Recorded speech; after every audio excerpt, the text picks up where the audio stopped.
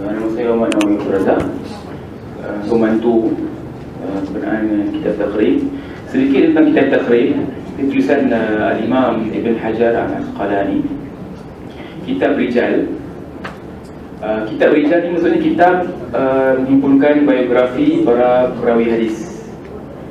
Biografi, ada yang concise macam ni, ada yang ringkas, padat, ada yang besar dan detail dan panjang. Okey, asalnya semua daripada kitab Al-Kamal. Asalnya kitab Al-Kamal, Al-Kamal fi Asma'ir Rijal, kitab biografi hadis yang paling awal lah, yang berkenaan dengan ni. Kemudian dibuat pula oleh Tahzibul Kamal. Dia tambah penambahkan, dia ulas balik apa semua. Bawah Tahzibul Kamal datang Imam Ibn Hajar juga buat Tahzibul Tahzib. Okey, Al-Kamal, Tahzibul Kamal, Tahzibul Tahzib. Sama juga, dia olah, dia baiki, dia tambah, dia kurangkan sikit sana sini. Lepas tu dia bawah lagi, lepas tu Ibn Hajar buat lagi satu kitab, Taqribut Tahzib. So saya rasa inilah antara kitab yang paling nipis dalam kitab Rijal. Kitab paling kecil lah kitab Rijal. Itu sebab autoriti dia tak terlalu tinggi sangat. Dia bukan sumber yang prima macam Al-Kamal, Tahzibul Kamal sebagainya, Al-Du'afa sebagainya. Dia just concise. Dia comel, boleh buat mana-mana, tak ada jilid, satu jilid saja. Dan pada mukadimah dia, Al-Imam Ibn Hajar bahagikan kepada dua. Dia bagi tahu cara dia buat kitab ni. Antara dia bagi rumus ataupun ramz yang kita tengok sini ni kan. Dia dah bagi tahu dah apa maksud kha, mim, tal, sin, qaf tu. Dia akan bagi tahu kalau kha tu Sahih Bukhari, mim Sahih Muslim, ta Jami' Tirmizi, sin Sunan Nasa'i, qaf Sunan Abu Daud, Ibn Majah Al-Qazwini. Juga dia akan bagi tahu martabat macam ni. Thiqah. First dia kata martabat yang paling first, dia kata martabat yang ada dua, diulang. Thiqatun, thiqah. Ni satu lah. Ni macam para sahabat, Nabi kibar tadi sebagainya. Bawah sikit yang satu yang tak diulang, thiqah. Tapi thiqah lah. Atas lagi thiqatun, thiqah. Boleh percaya, boleh percaya. Bawah sikit, thiqah. Sikit je lah. Bawah sikit, mampu suatu apa semua. Dan itu dari segi martabat, kedudukan kewibawaan perawi. Dan kamu bilang juga sini minal ashirah, minal thaminah ni, tarikh ataupun era mana dia hidup, kan? Era mana dia hidup. Dan macam kita kata tadi, ada yang kena tambah 100, ada yang kena tambah 200. Dia dah beritahu lah dalam mukadimah dia. Kalau aku sebut sini sampai sini tambah 100, sini sampai sini tambah 200. Cuba kata orang ni bukan sahabat tapi mati tahun 35. 35 tu sahabi lah. Tapi 235 memang 2 abad lepas tu. Ni antara sebab kitab ni popular di kalangan orang macam kita, beginners kan. Sebab dia memang kitab yang boleh kata convenient. Kitab yang convenient. Dia bawakan satu je, thiqah ni maksud dari sisi Ibn Hajar lah. Dia tak kata tak bawa Abu Hatim ke Abu Zur'ah ke apa ke, tak. Aku kata dia thiqah. Itu je. It's very concise, very beginners lah sebenarnya. Tapi beginners pun kena ada sikit akal untuk faham apa dia cakap. Kadang-kadang dia boleh sebut walahu 99 sanah. Dia ada umur. Lepas tu mata sanah sekian. Dia mati pada tahun sekian. Ada yang tak langsung mata tu minas salisah macam tadi kan. Minas salisah. Dia tahap ketiga. Dia mati bila tak beritahu. So ada 8,000 lebih kurang, 8,000. Dan apa yang PDF saya ambil ni ada 1,400 muka surat sebelum Fahras. Dan boleh baca sebenarnya. Dan saya boleh katakan buku ni menarik sebab dia kecil, comel. Dan kalau kita baca betul-betul, macam ada cerita dalam tu sebenarnya. Jadi ada cerita dalam tu. Dan kalau siapa-siapa yang dapat anak sebenarnya, boleh jadikan kitab ni rujukan nama-nama anak. Betul sebenarnya. Yang menarik-menarik kan, yang pelik-pelik, tapi ada makna yang baik dalam salah. Tak payah pergi jauh-jauh. Nama perawi tu dah sedap dah, kan? Itu je lah. Assalamualaikum warahmatullahi wabarakatuh. Saya kembali pada sahibul majlis. Assalamualaikum warahmatullahi wabarakatuh. Kita akan sambung balik. Boleh buka pada hadis Tirmizi tadi. Hadis ni telah dihukum oleh Tirmizi, telah dinilai oleh Imam Tirmizi sebagai hasan sahih. Kita nak tengok sikit. Hadis ini ada pada imam-imam kita, ada pada dalam kitab 6 yang lain atau tidak? Jawapannya ya, memang ada. Hadis ini diriwayatkan dalam kitab Sunan Abu Daud. Dalam kitab Sunan Abu Daud ada juga hadis ni, diriwayatkan dalam Sunan Abu Daud dalam bab Abu Daud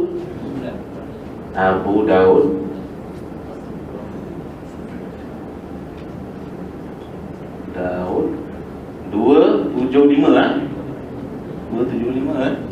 Hijrah. Diletakkan hadis yang sama juga, sanad yang hampir sama, yang lain sikit pada guru dengan guru pada guru dia. Yang lain sanad semua sama, rayaan semua sama. Hadis yang sama, sanadnya separuh pada sanad yang sama. Memang tak ada hadis lain, tak ada sanad yang lain. Abu Daud letakkan hadis ini dalam mana? Abu Daud letakkan hadis ini dalam satu bab Imamatus Zair. Bab Imam, saya kata dimakan yang dapur Zair. Satu hadis ni saja, satu hadis saja. Bab tetamu yang menjadi imam. Apa sih? Bab tetamu jadi imam. Itulah. Dalam bab ini hanya satu saja hadis. Bab lain selepas hadis ini tu masuk balik. Dalam bab yang hadis ini disebutkan oleh Abu Daud, dalam bab tetamu dia ada satu hadis saja Abu Daud sebutkan. Saya katakan apa rahsia dia. Okey, selepas tu Abu Daud menyebutkan bab imam berdiri di tempat yang lebih tinggi pada makmum. Maksudnya macam ni lah. Jadi makmum, tiba-tiba imam tinggi pula, kedudukan tinggi pula, dia seorang tinggi. Ada bab-bab lain, ada bab lain bab masalah. Kenapa Abu Daud letakkan hadis ini dalam bab ini? Satu hadis saja. Dia ada rahsia di sebalik itu. Di sebalik satu dia. Sebab mazhab Abu Daud, Imam Ahmad bin Hanbal, kalau tak ada dalam satu bab, kita tengok bab ni menjadi imam dia tetamu. Abu Daud, Ahmad bin Hanbal, tugu pada Imam Bukhari yang meninggal 241 Hijrah, tugu pada ulama-ulama lain. Abu Daud tugu, memang tugu sini, tugu pada imam yang, kalau tak silap imam yang 6 ni, ataupun seorang gue yang tak sempat jumpa, tak pernah saya. Kalau tak ada hadis yang sahih, kalau tidak ada hadis yang sahih, dia gunakan hadis yang dhaif. Tapi ada syarat-syarat dia. Hadis dhaif tu hendaklah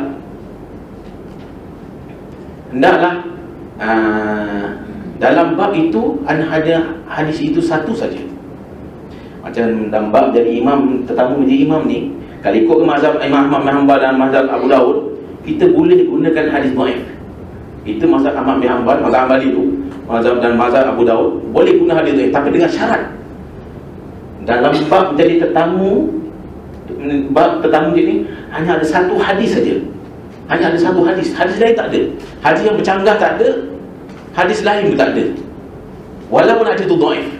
Itu mazhab Abu Daud. Tetapi apa yang kita nampak kat sini, hadis itu sahih di sisi Tirmizi. sahih dah tentulah boleh kan. Kalau dhaif pun boleh, sahih dah tentu pun boleh.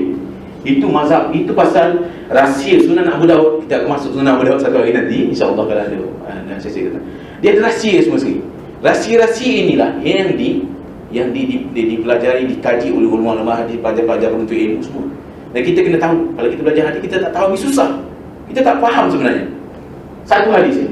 Macam kalau baca hadis dhaif, ada banyak dalam kes Sunan Abu Daud. Dalam Sunan Abu Daud, kalau ada satu bab, dia ada satu hadis. Hadis tu kalau dhaif pun, hadis tu di sisi Abu Daud, di sisi Ahmad bin Hanbal digunakan, dipraktikkan. Kerana Abu Daud telah siap-siap disaring apa semua, cari semua, tak ada dalam bab tu melainkan satu hadis ni saja.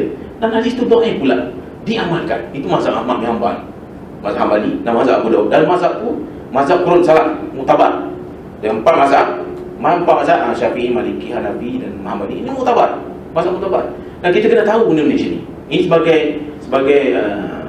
sebagai sedikit gambaran umum, kita nak tahu sikit, jangan tak tahu langsung. Adalah maksudnya kita boleh buat kenyataan ini. Hadis dhaif boleh digunakan terutama dalam mazhab Ahmad bin Hanbal dan mazhab Abu Daud, melainkan dengan syarat-syarat tertentu. Contohnya dalam satu bab ini hanya ada satu hadis ini saja, dan hadis tu tidak ada bercanggah dengan hadis sahih lain. Dan salah satunya tidak bercanggah dengan hadis sahih yang lain. Itu syarat. Tapi sebagai orang tak faham kepada orang, dia macam matematik kan. Kita nak apa sahih itu tak boleh langsung kan. Antara A dengan B, atau hitam dan putih, grey tak ada. Ini matematik. Ini matematik, kajian fisik-fisik, ini ilmu hadis yang lain. Ilmu hadis ni memang sumber dari wahyu berlangit oleh Nabi SAW. Inilah cara dia. Telah ditakdirkan Tuhan. Kaedah ini telah diamalkan 1000 tahun yang dulu. Takdir Tuhan. Itulah yang sampai pada kita hari ini. Abu Daud, itu dalam Abu Daud. Dalam Sunan Nasa'i pun, Imam Nasa'i berikan tajuk yang sama, bab Imamatul Zahir. Dan dalam bab tu hanya satu hadis juga. Sunan Nasa'i itu kan. Sunan Nasa'i yang ada kita, yang terjemah ni, Sunan Nasa'i Sughra Al-Mustaba itu, di sisi sebahagian para ulama, di sisi ramai para ulama, rasa lebih 10 orang ulama, termasuk anak murid Nasa'i sini, kata kitab Nasa'i itu adalah kitab sahih. Kitab hadis dalam Sunan Nasa'i adalah hadis sahih. Ditambah pula sesuatu, Nasa'i nombor 786, bab Imamatul Zahir 786. Tuan, Imam Nasa'i akan menyebutkan hadis yang sama macam Imam Tirmizi juga, tapi dalam bab Imamatul Zahir macam sama macam bab Abu Daud, dan dalam bab tu hanya ada satu hadis. Selepas tu masuk bab lain. Adalah sisi sebalik itu. Dan disebabkan dia ada dalam kitab Sunan Nasa'i yang nama dia, nama sebenarnya Al-Mustaba ni. Anak-anak murid dia kata Al-Ahmar. Anak-anak murid dia Abu Ali An-Nasaburi, Ibn Sunni, Darul yang ulama-ulama hadis selepasnya, selepas mereka kata semua hadis kitab sahih. Darul Qutni kata kitab Sunan Nasa'i sahih. Al-Khatib Baghdadi pun kata kitab Nasa'i sahih Nasa'i. Kita tahu hanya Sahih Bukhari dan Sahih Muslim saja. Tak. Di sisi ulama Mutakallimin yang dulu, sebelum kurun ke-6 dan ke-7 Hijrah, mereka katakan Sunan Nasa'i kitab sahih, tapi dimasyhur dengan nama Sunan. Dia tak ada dengan nama sahih. Darul Qutni Abu Ali Nasawari Al-Hafiz, anak murid Imam Nasa'i, dia kata sahih kitab Nasa'i Sunan Sughra, kitab mana yang kecil ni, dia satu kitab yang besar. Kitab Sunan yang besar, Sunan yang kecil ni, Sunan kecil dan Sunan besar. Sunan kecil ni dia nama kitab sahih. Yang besar tu tak sahih. Yang besar tu masuk dalam nama Sunan Kubra atau Al-Musannaf. Abu Ali An-Naisaburi kata sahih. Anak murid Imam Nasa'i, walaupun tak kuat riwayat, katakan Ahmad kata pun sahih juga. Ibn Sunni pun kata sahih. Darul Qutni kata sahih. Khatib Baghdadi kata sahih. Al-Ibn Ali pun kata sahih. Ramai kata sahih. Tiba-tiba kalau kita mutakhir ni cakap selepas 1000 tahun kata kita sahih, anda sebenarnya tak tahu banyak maklumat. Anda tak tahu sebenarnya. Maksudnya sekiranya Sekali Nasai ya, Imam Nasai atas ya, Imam Nasai ini Zaid, Imamatu Zaid, Pak Imam Nasai Zaid. Satu lagi tuan, kalau hadis mengenai menjadi tetamu menjadi imam ini, fiqh hadis ni diletakkan tajuk hadis, tajuk bab ini diletakkan berdasarkan hadis ini. Di sisi Imam Nasai, hadis itu sahih dan kuat, ada kekuatan. Di setiap kitab ni dia ada rahsia masing-masing, dia ada keistimewaan masing, cara membaca, cara memahami kitab ni. Itu pasal dia mempunyai metodologi berbeza-beza setiap kitab. Kita nak yang betul-betul nak masuk ilmu hadis, kita tahu. Ni insya-Allah saya harapkan pada hari ini, siapa yang datang pada hari ini faham satu hadis ni, insya-Allah banyak faham metodologi ulama hadis, macam ni kita nak buat, macam ni dia ajarkan mesti. Maksudnya sekarang ni macam ilmu hadis macam ni, macam terkurung dalam universiti, orang lain, orang luar, orang biasa tak boleh belajar. Alhamdulillah dengan internet ada semua, ramai orang boleh sampaikan maklumat, akses maklumat ni. Imam Abu Zaid hadis yang sama. Yang berbeza apa? Yang berbeza Tok Guru Nasai dengan daripada Tok Guru yang ambil siapa? Aban, kita cakap Aban ni yang saya dah laptop kan. Daripada sini sampailah habisnya hadis, semua sama. Walaupun sedikit ada teks saja berbeza, sedikit perbezaan, tapi maknanya tetap sama. Yang penting daripada Aban ni sehinggalah Al-Malik bin Warid sama sanad ni. Imam Tirmizi, kaedah, kalau boleh catatkan kaedah tu, Imam Tirmizi sekiranya menulis satu tajuk bab Imam Abu Zaid berdasarkan satu hadis ataupun dua hadis atau tiga hadis di bawahnya, maksudnya hadis tu kuat dan sahih di sisi Imam Nasai. Tuan-tuan dan puan, kadang-kadang kalau pergi tempat lain, mereka tak cerita ke benda ni. Saya bagi, saya nak semua orang tahu. Dan saya ambil ini pada banyak ulama, terutama sekali Syekh Dr. Hatim Asy-Syarif dalam kitabnya Syarah Muqizah, dalam mana kitab, dan beberapa orang lagi. Semua pakar-pakar di zaman ini, kerja kitab hadis je. 30 tahun, 40 tahun kitab hadis saja. Dia tak kerja benda lain. Sampai dari profesor ke universiti. Sekali kalaulah takdir hadis tu dhaif sekalipun, kita guna mazhab Abu Daud, hadis dhaif boleh digunakan. Mengikut syarat tadi, hanya ada satu hadis dalam bab ni, hanya ada satu hadis dalam bab tu. Kalau sekali dhaif, tiba-tiba mungkin zaman yang datang mengkritik hadis ni sikit. Sebagai contoh Abu Atiyah yang tadi, dia ni sebenarnya di sisi sebelum ulama kurun keempat, Abu Atiyah ni sebenarnya tidak dikenali. Itu pasal dia tak ada, kita tengok benar dari lahir bila kita tak tahu. Nama sebenar dia kita tahu Abu Atiyah, bapa kepada Atiyah. Nama sebenar kita tak tahu. Kan? Di sisi sebelum ulama kurun keempat Islam, dia ni Abu Atiyah tidak diketahui. Ibn Hajar cakap diri dalam takrib, yang meninggal pada 852 Hijrah, kata makbul, boleh diterima. Apa rahsia dia? InsyaAllah kita akan naik pada peringkat seterusnya. Kita akan tahu kenapa Ibn Hajar cakap makbul dan kenapa hadis ini sahih, insyaAllah. Tapi yang penting sekali, Imam Tirmizi cakap sahih, Imam Nasai kata sahih, dan Imam Abu Daud letakkan hadis ini dalam satu bab saja, termasuk dengan Imam Nasai. Jadi di samping itu ada juga Nasai dia, Imam Abu Daud dan Nasai.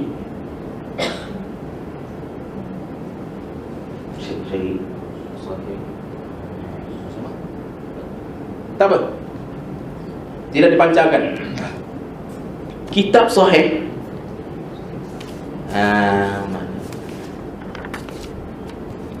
hilang. Kitab Sahih Bukhari, Sahih Muslim, Sahih Ibn Khuzaimah dan Sahih Ibn Hibban. Hadis yang sama juga, macam sanad yang sama, rantai periwayatan yang sama, dan teks hadis yang sama ada dalam Sahih Ibn Khuzaimah. Dengan dalam tajuk Bab An-Nahyi Al-Imamati Zaid, bab melarang atau larangan imam tetamu menjadi imam. Dalam Sahih Ibn Khuzaimah. Maksudnya kalau orang mempertikaikan hadis ni, Imam Tirmizi dah kata sahih, Imam Nasai dah kata sahih, Imam Ibn Khuzaimah meninggal 311 Hijrah, 311 Hijrah pun kata sahih. So macam mana kita nak kritik? Ulama-ulama dulu dah pakai Ibnu Khuzaimah mengapa 700,000 hadis. Martabat dia Al-Hafiz Imamul A'immah, 700,000 hadis tuan-tuan. Tak tahu nak cakap lah. Sehingga kan Imam Bukhari, Imam Ibnu Khuzaimah ni murid pada Imam Bukhari. Terlampau banyak yang hafalan Ibnu Khuzaimah, Imam Bukhari meriwayatkan satu hadis daripada Ibnu Khuzaimah. Kerana hafalan terlalu banyak. Ada hafalan yang agak sana-sana yang pendek Imam Bukhari ambil. Termasuk Imam Muslim bertanya banyak hadis dalam Ibnu Khuzaimah atau kepada Ibnu Khuzaimah. Imam Muslim yang diceritakan sendiri oleh Ibnu Khuzaimah dalam kitab Sahih. Saya ada juga banyak. Hadzal hadis sa'ala anhu Muslim bin Hajjaj Khuzaimah. 3 orang menilai hadis ini sebagai sahih. Sekiranya ada zaman sekarang ini yang kata hadis ini dhaif, ketahuilah tuan-tuan, dia tak faham. Dia tak faham hadis sebenarnya. Dia tak faham ni. Dia tak dalam. Kajian tidak mendalam. Dia memperlekehkan penilaian ulama terdahulu lebih hebat pada dia. Kata-kata ibu hadis hafal macam Fatihah. Okey, saya sebut ni Imam Khuzaimah dia dah sebut, saya sebutkan tadi. Kita akan masuk ulasan.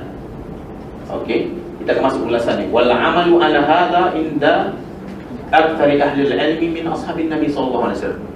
Praktik pada hadis ini atau amali terhadap hadis ini telah berlaku di sisi ataupun telah berlaku di sisi kebanyakan ulama para sahabat. Dia tak cakap semua para sahabat, dia tak cakap sebahagian para sahabat, dia cakap aksar, kebanyakan para sahabat. Para sahabat atau ulama dari kalangan para sahabat. Para sahabat ni dia ada macam-macam. Dia ada orang biasa, dia ada orang ulama, dia ada peniaga, dia ada seorang yang amanah, jujur amanah. Dia peringkat. Sebab kalau kita baca Quran, memang dalam Quran pun dah cakap peringkat-peringkat manusia ni. Jelas kan? Ada orang tu belajar tak tinggi, ada orang belajar tinggi, ada orang tu akal dia, ingatan dia kuat, akal dia. Ada orang ingatan dia tak ingat langsung. Tapi yang berbezanya dia kehidupan beragama semua orang boleh. Tapi ciri-ciri keistimewaan setiap manusia itu berbeza-beza. Memang Tuhan telah takdir jadi itu, dan dia sebut di dalam Quran. Manusia itu berbeza-beza. So kita tak boleh nak cakap orang dia tukar sapu, tak boleh hina dia. Sebab apa? Mungkin dia solat jaga 5 waktu, akhlak baik, dia hormatkan syariah, dia tak langgar, akhlak baik dan solat dia jaga, dia cari makanan yang halal. Kalau menteri pun tak solat, dia lebih hina daripada orang tukang sapu yang solat, jaga solat 5 waktu. Itulah tuan-tuan yang akidah yang kita pegang pada zaman ini, yang pada hari ini, memang sama rata semua ni. Cuma takdir telah membeza-bezakan kita. Kita tak boleh cakap macam ni. Okey, ahli ilmi, ulama di kalangan di sisi ramai atau di sisi majoriti para ulama dari kalangan sahabat Nabi SAW dan selain mereka. Maksud apa dari selain mereka? Selain sahabat, para tabi'in pun buat macam hadis ini diberitakan oleh para tabi'in. Ini Imam Tirmizi cakap, maqalu dan mereka mengatakan sahibul manzil, tuan rumah, tuan punya rumah lebih berhak untuk jadi imam daripada tetamu. Imam Tirmizi cakap. Tuan-tuan, kalau kita tengok Imam Tirmizi meninggal pada 279 Hijrah. Para sahabat paling akhir para sahabat meninggal pada tahun 110 Hijrah. Abu Tufail Amir bin Wathilah, itu pun sahabat kecil yang sempat lihat Nabi je. Dia tak dengar, dia tak dengar, tak faham benda ni. Dia sempat dengar Nabi. Sebab dia sempat tengok Nabi, dia kena berikan martabat sahabat juga. Itu kaedah dalam menilai macam mana mengenal pasti adakah di sahabat atau golongan tabi'in. Imam Tirmizi kata, macam mana Imam Tirmizi boleh mendakwa bahawa dia ni hari ni dipertengok oleh para sahabat? Macam mana dia boleh jumpa para sahabat? Imam Tirmizi cakap 279. Imam Tirmizi lahir mungkin Imam Tirmizi lahir mungkin 232 atau 20 something Hijrah. Sahabat terakhir meninggal 110 Hijrah. Macam mana Imam Tirmizi boleh mendakwa? Sebab apa? Imam Tirmizi tak bawa sanad, tak bawa rantaian periwayatan hadis ni, tak bawa sanad. Mana sanad? Kalau orang datang sama dia mengkritik Imam Tirmizi cakap mendakwa sekian kepada sahabat, dia tak bawa sanad hadis. Dia cakap dia dengan para sahabat tu ada beramai periwayat. Mana dia? Kita tak boleh, kita tidak boleh berpendirian begitu. Apa saja yang Imam Tirmizi cakap dalam kitab dia, kita kena terima. Sebab dia martabat Al-Hafiz. Dia tidak berbohong dalam kitab dia. Dia akan pastikan dapat sesuatu, dia akan pastikan mendapatkan maklumat yang tepat dalam kitab dia. Dia tidak berbohong. Buktinya, praktik kepala sahabat dalam kitab Imam Baihaqi Al-Kubra yang saya bawa ini, saya jumpa sahabat-sahabat yang mempraktikkan hadis ini. Bukan hadis Nabi, tapi maklumat-maklumat yang bersanad yang menyatakan bahawa sahabat-sahabat sendiri yang mempraktikkan hadis ini. Sebagai contoh, daripada Huzaifah, sahabat Nabi, Abu Dzar dan Ibn Mas'ud dan Ibn Umar dan Huzaifah, Abu Dzar, Ibn Mas'ud dan Ibn Umar. 4 orang sahabat. 4 orang sahabat kita telah temui dalam kitab Sunan Al-Kubra Al-Baihaqi. Al-Baihaqi meninggal 458 Hijrah. Maksudnya Imam Tirmizi pada tahun 279 Hijrah, dia mendakwa dia telah menjumpai amali para sahabat ni, atau riwayat-riwayat tentang amali para sahabat ni dengan sanad sekali. Pada 279 Hijrah dia telah menjumpai, tapi dia tak sebutkan sanad ni untuk ringkaskan kitab ni. Untuk misalnya di akhir kitab Sunan Tirmizi dia ceritakan kenapa dia ringkaskan kitab ni. Dia ringkaskan sebab dia dah pasti benda itu memang berlaku di kalangan para sahabat. Dia tak bawa sanad. Buktinya dalam Sunan Al-Kubra ada. Maksudnya kita tidak boleh bertikai. Kita nak bercakap Imam Tirmizi ni menyalahi metodologi dia dalam kitab di sini, tak boleh. Memang apa yang dibawa tu telah dibuktikan dalam kitab-kitab, ada ditemui. Itu yang kadang-kadang orang tak faham. Dia sebab mabuk manhaj, mabuk metodologi, kata orang, dia serang semua tu boleh kena ada semua. Tak, dia tak macam tu.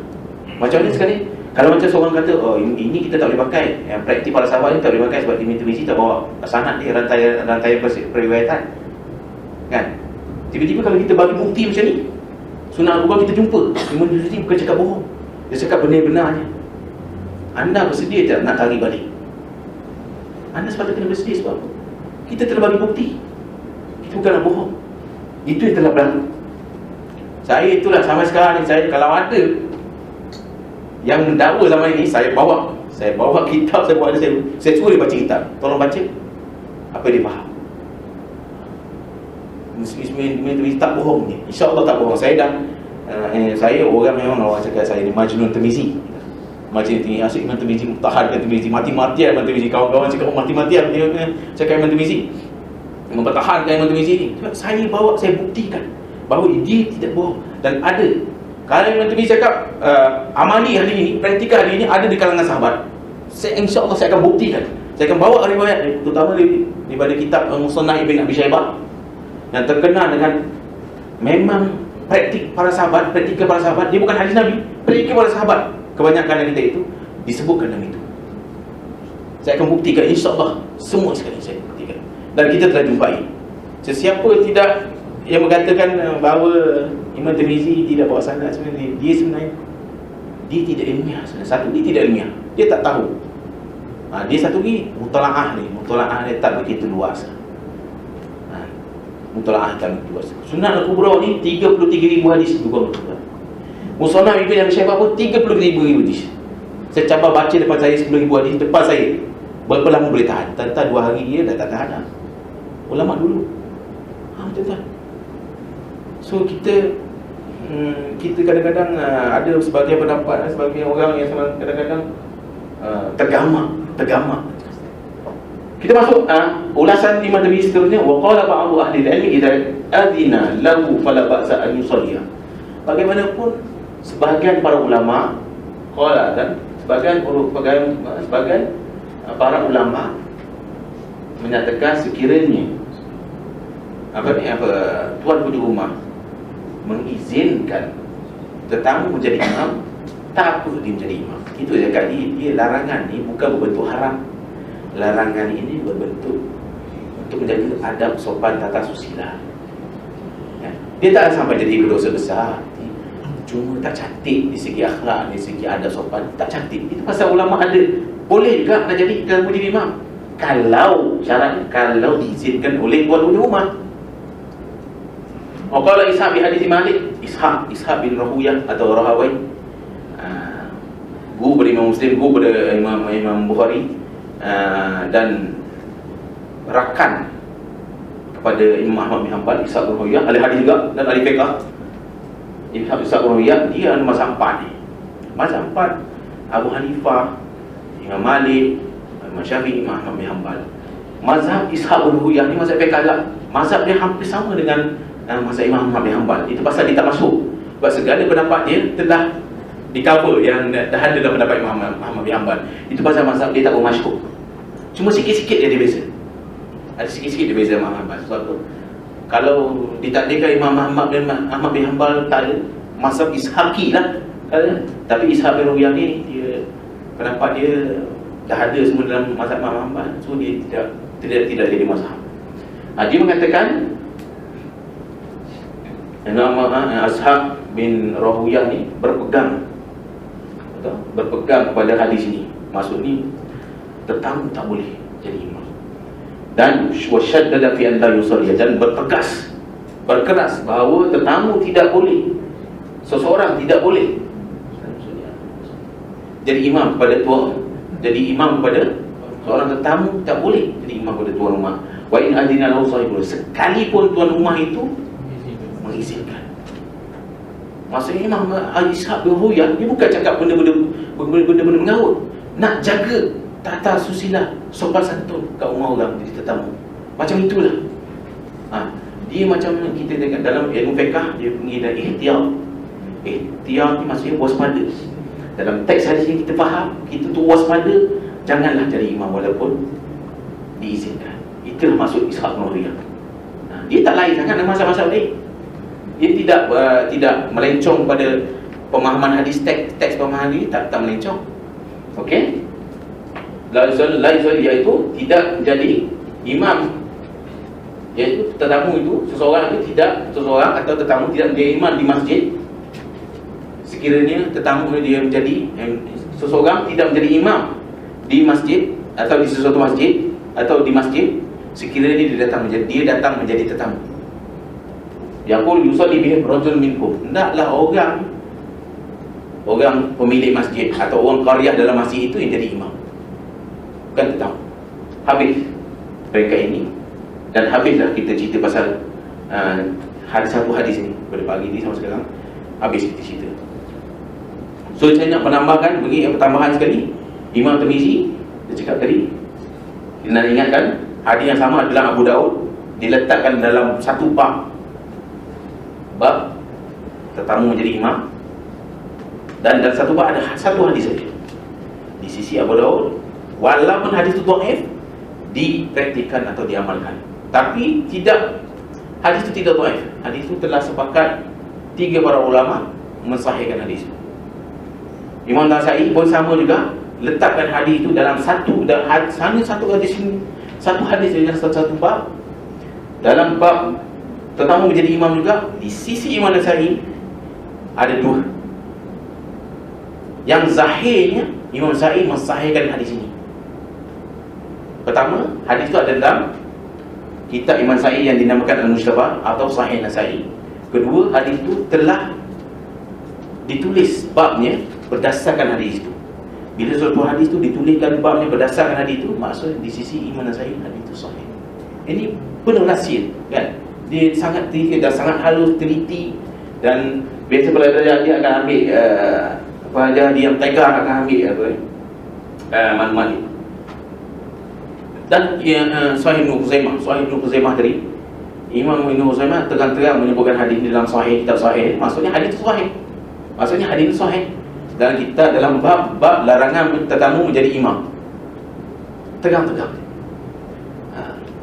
Kita dah ingatkan tadi. Ulasan Imam Tirmizi, setiap, bukan semua hadis dalam kitab Sunan Tirmizi ini diulas oleh Imam Tirmizi. Ada hadis yang diulas dan ada hadis yang tidak diulas. Ada hadis diberikan penilaian, ada hadis hasan sahih. Ada hadis tidak diberikan penilaiannya. Kemungkinan hadis itu sahih, kemungkinan hadis itu dhaif. Kita kena rujuk pakai hadis ataupun otak-otak kaki yang diberikan macam ni. Ada hadis diberikan ulasan macam ni. Hadis itu terutama sekali bagian ibadat, bagian muamalat yang ada praktikal ni di sisi para sahabat. Imam Tirmizi akan sebutkan. Hadis ni dia diamalkan oleh sebahagian ulama tabi'in saja kadang-kadang. Tabi'in sebagai ulama tabi'in ataupun sebagai sahabat, ataupun hadis ni difatwakan oleh imam mazhab 4. Kadang-kadang salah seorang pada mazhab 4, kadang-kadang dua orang pada mazhab 4, kadang-kadang orang lain. Itu satu keistimewaan di Sunan Tirmizi. Itu pasal Sunan Imam Tirmizi masyhur. Sehingga kan Syekh Muhammad Idris Al-Marwawi, Syekh Muhammad Idris bin Rauf bin Abdul Rauf Al-Marwawi, selepas dia hafal kitab ini di tangan guru di As-Samaluti, seorang ulama hadis di zaman guru pada Syekh Muhammad Idris, nama Samaluti. Samaluti memang ahli hadis, memang ahli hadis, masya-Allah. Ramai pelajar-pelajar datang haji. Dia, Syekh Muhammad Idris Al-Marwawi, hafal Sunan Tirmizi dengan sanad-sanad ni, dengan matan-matan macam hafal Quran di tangan Syekh Samaluti di Mesir.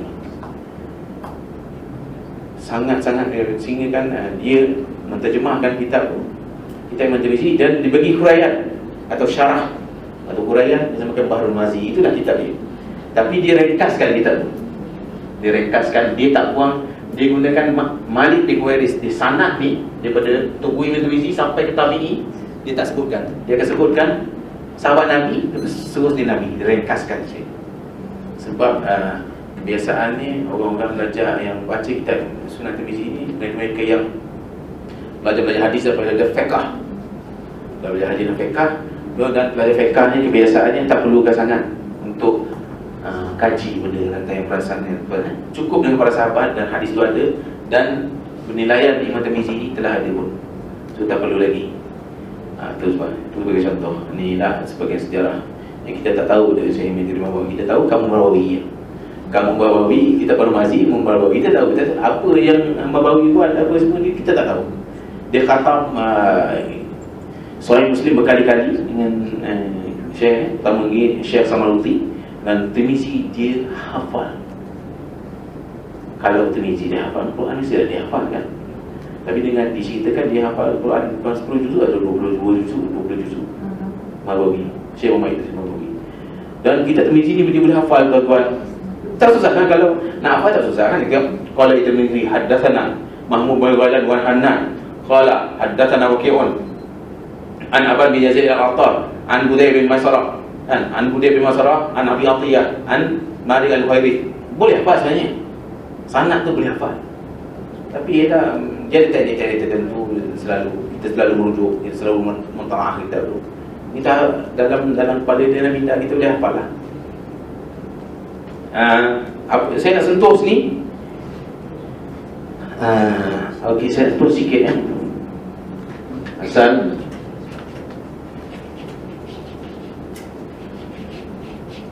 martabat Imam Tirmizi. Imam Tirmizi ni tuan-tuan, di kalangan ulama para hadis, dia macam ni. Imam Tirmizi ni, Imam Bukhari, biasanya Imam Bukhari, memang zaman Imam Bukhari hidup tak ada orang boleh menandingi kehebatan dia dalam ilmu hadis. Tapi ulama-ulama mengatakan Imam Bukhari ini sebaris dengan Abu Zur'ah Ar-Razi, seorang ulama hadis juga, dan Imam Nasai dan Imam Muslim. Ini sebaris. Maka maksudnya meninggal Imam Bukhari tak ada orang lebih hebat melainkan Abu Zur'ah Ar-Razi, Imam Nasai dan Imam Muslim di Khurasan, di kawasan Parsi dan sekitarnya ketika itu dia makan Khurasan tak ada. Maksudnya Imam Bukhari itu macam itulah martabat dia. Selepas Imam Bukhari, martabat itu jatuh pada Imam Nasai atau Abu Zur'ah Ar-Razi atau Imam Nasai. Tetapi ada satu pendapat tuan-tuan, kaul benar mengatakan di Khurasan Setelah meninggal Imam Bukhari, tak ada orang lebih hebat dalam hadis melainkan Imam Tirmizi. Ini satu pendapat, walaupun pendapat tak masyhur dan agak ganjil sedikit, tetapi para ulama mengatakan Imam Tirmizi lebih hebat lagi pada imam-imam Muslim, Imam Nasa'i, imam yang dikatakan sebelumnya. Ada juga pendapat mengatakan Imam Tirmizi lebih hebat daripada semua ulama yang hidup di Khurasan zaman itu selepas meninggal Imam Bukhari. Sedangkan sebelum itu dapat mengatakan selepas meninggal Imam Bukhari, Imam Muslim ada lebih hebat, dan Imam Nasa'i ada, dan Abu Zur'ah ada juga satu pendapat. Tuan-tuan nak bayangkan kedudukan Imam Tirmizi itu, bukan calang-calang, dan orang tahu kelebihan-kelebihan atau kehebatan imam, ketokohan Imam Tirmizi dalam bidang hadis. Itu yang orang tak tahu. Kadang-kadang benda ni dalam pelajaran hadis ni kan tak jumpa, kadang-kadang jumpa, kadang-kadang dia terbaca tapi dia tak boleh nak analisis macam mana. Satu lagi tuan-tuan. Baik. Pada Imam Ibnu Abi Syaibah. Ibnu Abi Syaibah Ibn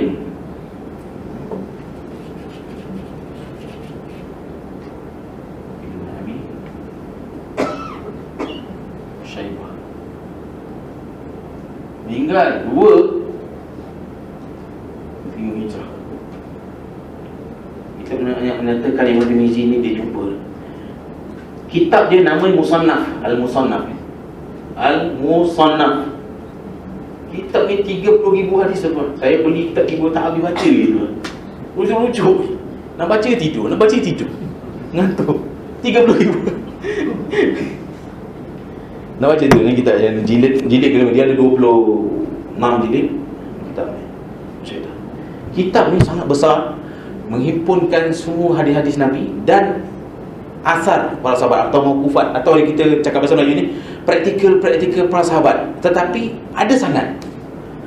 Dia tak sebut Umar buat sekian tanpa sanad. Dia pergi daripada sekian sampai rantaian pesanan sampai ke Umar buat sekian. Dalam kitab Musannaf Ibn Abi Syaibah tu, hadis yang disebut oleh Tirmizi dalam kitab sunan lain, Imam Abu Syaibah tak sebut pun. Dan kitab sebenarnya kitab Musannaf Ibn Abi Syaibah ni terkenal dengan menyebutkan semua asar atau praktikal para sahabat. Sangat masyhur kitab di sisi para ulama dan rujukan. Tetapi Imam Ibn Abi Syaibah tidak sebutkan praktikal para sahabat dalam kitab ni. Maksudnya tak tahu, saya tak tahu sama Ibn Abi Syaibah tak jumpa atau disebutkan Imam Zaid. Dalam bab tetamu ini, praktikal para sahabat, hadis Nabi memang ada. Praktikal para sahabat ni saya tak tahu. Imam Ibn Abi Syaibah ni tidak jumpa hadis ataupun praktikal para sahabat. Dia jumpa hadis Nabi saja, dia tak jumpa praktikal para sahabat. Itu pasal dia tak ada sebut praktikal asar para sahabat tu dalam kitab dia. Dan dia buat satu bab pada menyatakan bab sekiranya seseorang itu melawat sesuatu kaum dan dia tidak menjadi imam. Nampak ni? Dan disebutkan hadis ini saja, hadis Nabi ini satu saja dalam bab. Saya sebutkan tadi, mazhab Imam Ahmad bin Hanbal, mazhab Abu Dawud, sekiranya satu hadis saja disebutkan dalam satu bab, maka dia diamalkan, dipraktikkan di sisi ulama itu, difatwakan. Pun sama juga dalam kitab Imam Abi Syaibah. Saya tertanya-tanya, kenapa Imam Abi Syaibah tak lupa praktikal para sahabat?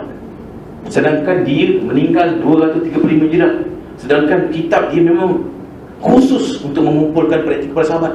Itu menunjukkan Imam Tirmizi walaupun dia meninggal, dia hidup dan meninggal pada tahun 279 Hijrah, dia telah menemui praktikal para sahabat ni.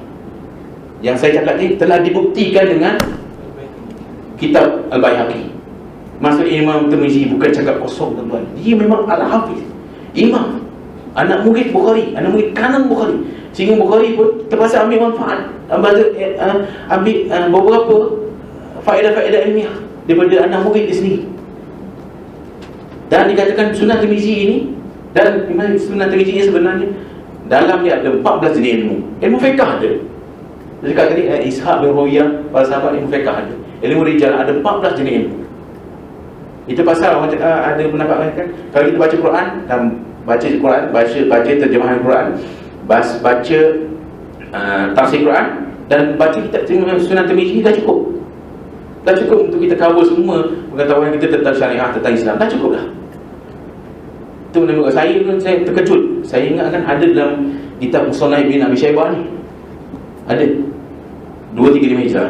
Tapi Imam Tirmizi kata dia jumpa praktikal para sahabat, sedangkan Imam Tirmizi meninggal pada 278 Hijrah. Untuk dibuktikan lagi, saya cari jumpa lagi kitab Sunan Al-Kubra Al-Bahiki. Memang ada praktikal para sahabat tu, daripada Abu Dzar, daripada Abu Huzaifah, dan daripada Ibnu Mas'ud, dan Ibnu Umar. Tapi Imam Tirmizi cakap tadi, ni aktar ahli ilmi min ashabin Nabi. Ini aktar ahli ilmi min ashabin Nabi. Kenapa saya sebut Imam Tirmizi sebut aktar ahli ilmi?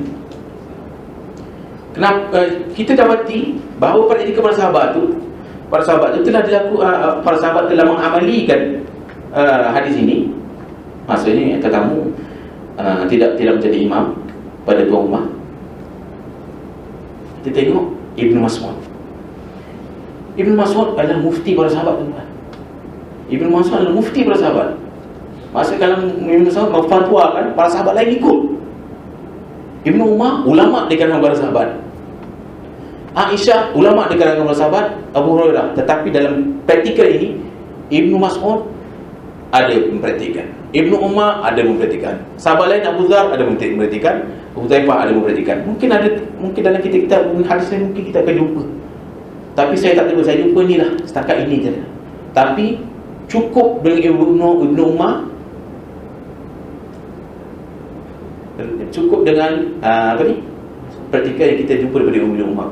Sebab Ibnu Umar ni, dia mufti para sahabat. Dia bila berfatwa, semua sahabat lain ikut. Semua ulama para sahabat lain, ulama di kalangan para sahabat, sekiranya Ibnu Mas'ud berfatwa, mereka akan ikut. Jarang sekali akan bercanggah. Itu yang ini. Itu pasal Imam Tirmizi kata majoriti aksar ahli ilmi. Itu kita boleh baca dari situ. Punya halus yang tu kalau nak kaji hadis satu persatu detail, perkataan Imam Tirmizi punya halus, pasal guna banyak kitab mutalaah, kena luas. Dan pembacaan memang kena luas. Memang habis duit beribu-ribu beli kitab, beribu-ribu berpuluh-puluh jilid. Masa habis. Memang macam tu. Memang mengkaji hati macam tu. Ulama tu lagi hebat. Dari pagi sampai malam-malam, dia sampai pagi baca kitab. Atau bacakan satu hadis bagus. Guru pun macam mana guru hadis boleh tak tidur, tak ngantuk, boleh sabar untuk melayan kerenahan anak murid. Saya pun tak faham.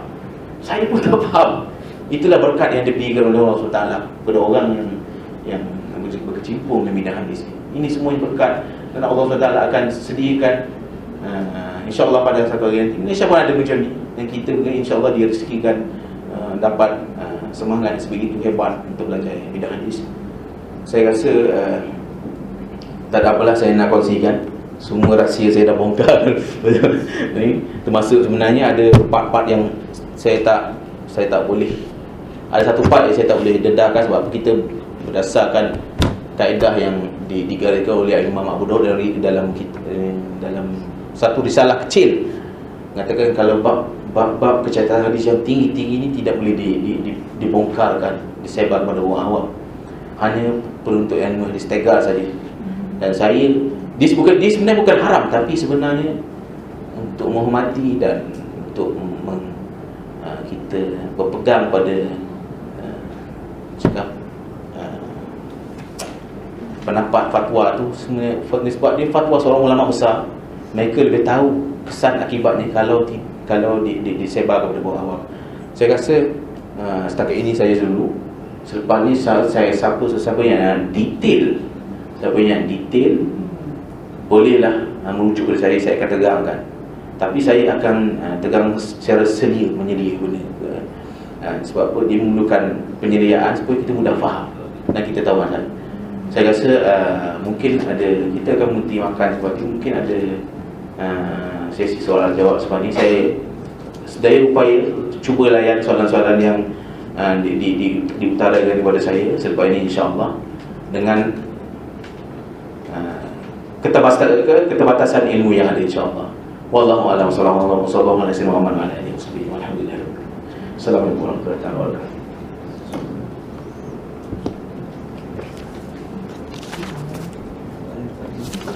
Terima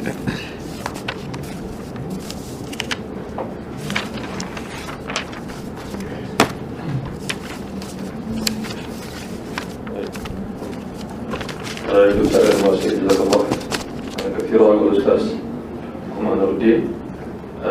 Dan saya selalu ulang di mana-mana saya jumpa orang, dia sahabat saya dan dia guru saya. Ini adalah guru saya.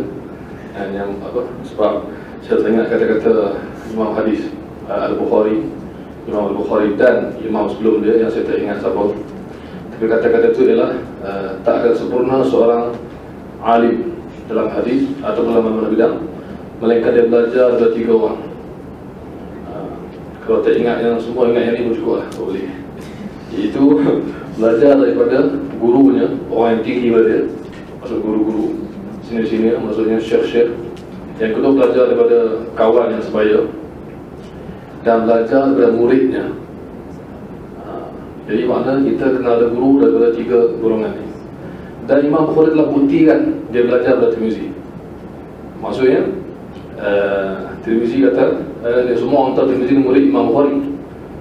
Tapi yang menariknya Imam Bukhari pun belajar dengan Tirmizi, meriwayatkan hadis daripada Tirmizi, dan dia berkata, aku dapat faedah daripada engkau lebih daripada engkau dapat daripada aku. Sampai tahap tu dia puji Imam Tirmizi.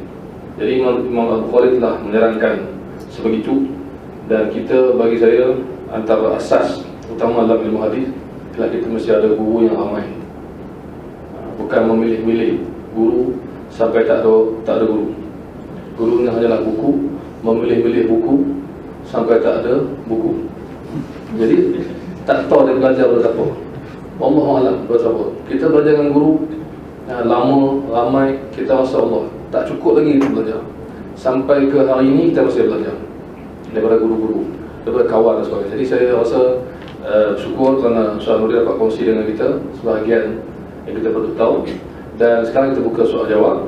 Cuma sebelum itu insyaAllah sahabat-sahabat yang hadir boleh ikutilah program kita yang akan datang. Sentiasa kita maklumkan, pertama dalam blog kita, boleh tak tunjukkan alamat blog berapa? Tak boleh. Ejaan meja sikit lah, buka buat meja sikit kan. Saya malah nak tulis ni sebab tak jelas. Kat sini nampak sikit Ibnu Mahdi, tapi dia tak ada U. Ibn Mahdi, bagi yang tak tahu lah. IBN kecil akan besar kejap lagi.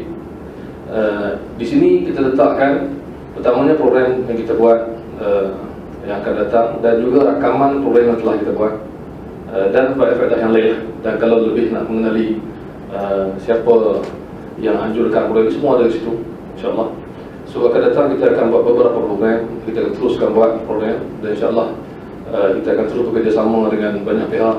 Dan kita ucap Allah yang cukup banyak kepada pihak Masjid Wilayah kerana memberikan ruang. Yang kemudian satu lagi, besar sikit. Tu dia. Ambil. Dan insyaAllah soal jawab kita seperti biasa, kita fokus kepada apa yang kita belajar hari ini. Dan kalau pun nak off topic tapi still dalam hadis, insyaAllah kita akan jawab semampu yang mungkin. Mungkin Ustaz Anwar, mungkin saya, mungkin Ustaz Nawawi kita, Ustaz Bil.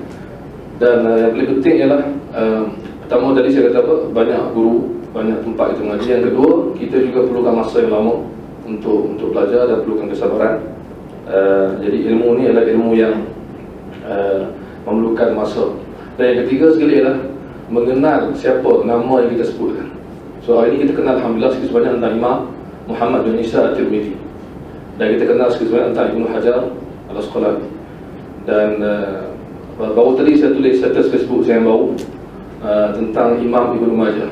Siapa yang boleh online tengoklah status Facebook Adla Abdul Aziz. Saya kata apa? Imam Al-Zahabi kurung ke-8 memuji Ibnu Majah. Ini bukan Tirmizi, Ibnu Majah satu geng lah, satu level. Imam Al-Zahabi saya kata kurung ke-8, tokoh hadis besar kurung ke-8, meninggal 748 Hijrah, memuji Imam Muhammad bin Yazid Ibnu Majah yang meninggal 273 Hijrah. Memuji dengan katanya Ibnu Majah adalah Al-Hafidh Al-Kabir. Tadi Ustaz Anwar sebut Al-Hafiz tu. Jadi Az-Zahabi kata apa? Ibn Majah adalah Al-Hafiz Al-Kabir, yang besar, yang agung, dan Al-Mufassir, ahli tafsir. So saya kata dalam buku saya tulis, adakah Ibn Majah kedudukannya begini di sisi penuntut ilmu hadis zaman sekarang? Soalan, tanda tanya. Ya, adakah Ibn Majah atau Tirmizi atau sahabat-sahabat, adakah sama seperti mana yang dikenali oleh ulama? Adakah kita kenal mereka juga dengan kedudukan yang tinggi macam tu? Jadi saya kata harapan kita, jawapannya ialah ya, kita positif. Masa akan datang, insya-Allah ramai orang akan lebih kenal siapa Tirmizi, siapa Ibn Majah. Bukan orang kata apa, menganggap mereka sama macam kita, atau tinggi sikit dari kita, atau rendah dari kita. Alhamdulillah, kan? Itu maksud dari kita. Bukan soal jawab. Dan saya rasa boleh tanya itu saja. Kita akan minta Ustaz Anwar untuk jawab. InsyaAllah boleh duduk sini. Kalau ada soalan, saya tak ada jam, so berapa minit? Kita cuba kongsi apa yang kita tahu. So saya buka dulu soalan.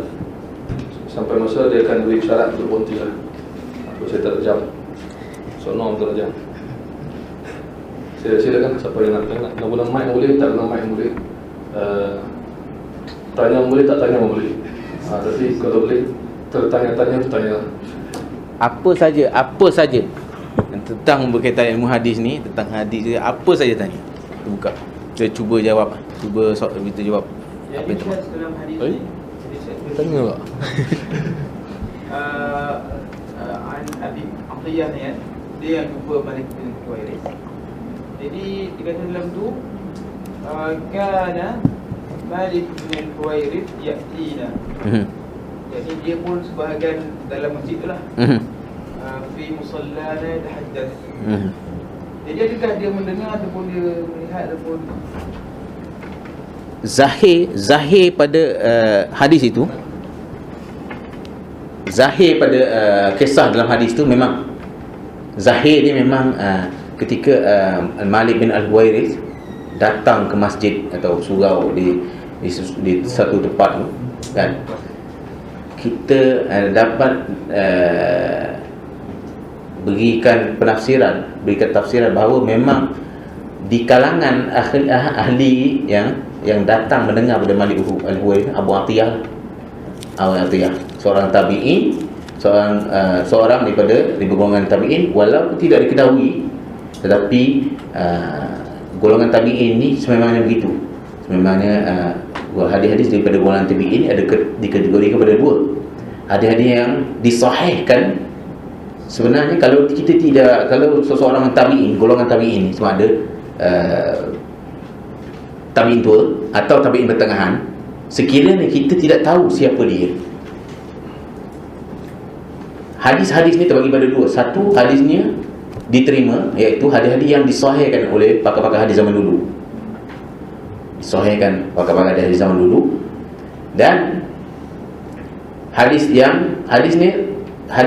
golongan ini yang terutama sekali yang tidak diketahui siapa nama bapaknya, bila meninggal, apa kedudukannya dalam martabat hadis, yang sememangnya hadis-hadis itu hadis-hadis yang tidak disahihkan oleh pakar-pakar hadis golongan kedua dan ketiga je ditolak. Maksudnya bukan ditolak, maksudnya hadis-hadis itu dhaif, tak kuat, hanya boleh digunakan dalam fadail amal, kelebihan beramal, berkaitan dengan sirah nabawi, berkaitan dengan sejarah, berkaitan dengan adab sopan susila, tata susila sopan, dan macam itulah. Dia tidak boleh berkaitan dengan sama sekali tidak boleh digunakan hujah dalam akidah, ibadah dan berkaitan halal dan haram. Jadi melalui pembacaan Ustaz dalam kitab selain Takhrib, adakah dikatakan Abu Atiyah ini majhul? Memang sebelum kurun keempat hijrah atau kurun ketiga ke empat hijrah, memang ada ulama mengatakan Abu Atiyah ini majhul, terutama sekali Abu Hatim dan Ali bin Madini. Ali bin Madini meninggal 234 hijrah, 234 hijrah, guru pada Imam Bukhari, mengatakan Abu Atiyah ini majhul, Abu Atiyah tidak dikenali, kan? siapa dia, apakah nama sebenar dia, dari manakah Abu Atiyah ini, kan? Bila dia meninggal, tapi yang sepakat dia bahawa Abu Atiyah ni adalah golongan tabi'in. Kemungkinan besar dia golongan tabi'in yang tua, terawal, bukan pertengahan. Disebabkan sebelum kurun keempat hijrah atau sebelum kurun keempat hijrah, memang ada orang katakan Abu Atiyah ini seorang perawi di dalam sanad Imam Tirmizi itu, seorang yang tidak dikenali, atau dalam masyarakat ni majhul. Imam Zahabi berkata majhul juga, la yudra man huwa, dalam kitab bekas ini Mizan I'tidal atau Mauni itu apa. Memang, tetapi dalam kes ini, kalau kita lihat Imam hadis yang sama juga ada dalam Sunan Nasa'i. Maksudnya apa? Kita cakap Imam Sunan Nasa'i ini, kalau ikut kaedahnya, dia lebih tegas daripada Imam Bukhari Muslim. Maksudnya ada perawi yang Imam Bukhari Muslim kata fiqh, berbawa dipercayai, Imam Nasa'i kata tidak. Tapi dalam kes ini Imam Nasa'i dengan ketegasannya, sepatutnya dia menghaifkan hadis ini. Dia tidak membawakan hadis ini dalam kitab, tetapi dia tetap meriwayatkan hadis ini dan dia letakkan dalam bab. Bila letak dalam satu bab, maksudnya dia tersuai di sisi dia. Di situ kita boleh baca bahawa metodologi ulama-ulama atau pakar-pakar hadis kurun kedua dan ketiga hijrah, hadis-hadis kibar tabi'in, hadis-hadis kibar tabi'in, awsat atau tabi'in pertengahan atau tabi'in tua, sebagai hadis ini mereka mensahihkan. Wallahu a'lam, tak tahu kenapa, tapi itu adalah metodologi mereka. Ini bukan satu kesalahan, dia dua beza. Perlu dibezakan kesalahan atau metodologi, manhaj. Sebagai orang di zaman mutaakhir ini mengatakan ia salah, tapi sebenarnya bukan salah, itu memang metodologi mereka. Mereka dah tahu dah Abu Atiyah ni memang tidak dikenali, tapi mereka mensahihkan hadis itu. Mereka bukan tak tahu. Mutaakhir ini mereka kata kemungkinan imam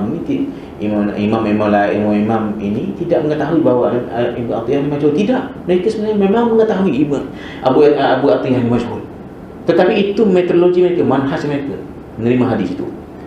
Imam Nasa'i cakap dia tegas. Saya alhamdulillah dalam kajian saya, bacaan saya dalam kitab takrib ini, terutama dalam berdasarkan kitab tahrir takrib ataupun buat muqaranah antara perbandingan antara kitab tahrir takrib yang dibuat oleh Syekh Syuaib Naud dan Bashar Awal Maruf,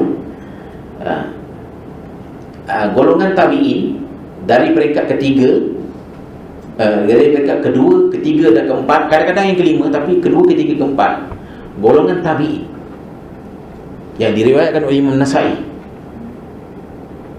dan tidak dikenali. Golongan ini, mereka ini pribadi tokoh-tokoh hadis ini dari golongan tabi'in tua atau pertengahan atau kecil, tapi golongan pertengahan ataupun kita senang cakap peringkat kedua, ketiga dan keempat, mereka ini, hadis-hadis mereka ini diterima oleh imam, diterima. Terutama sekali Imam Nasa'i. Kalau Imam Nasa'i menerima hadis itu, dia menyebutkan hadis-hadis itu dalam kitab sunannya, dah tentu. Dan di samping itu Al-Ijli, sekiranya Imam Ijli kata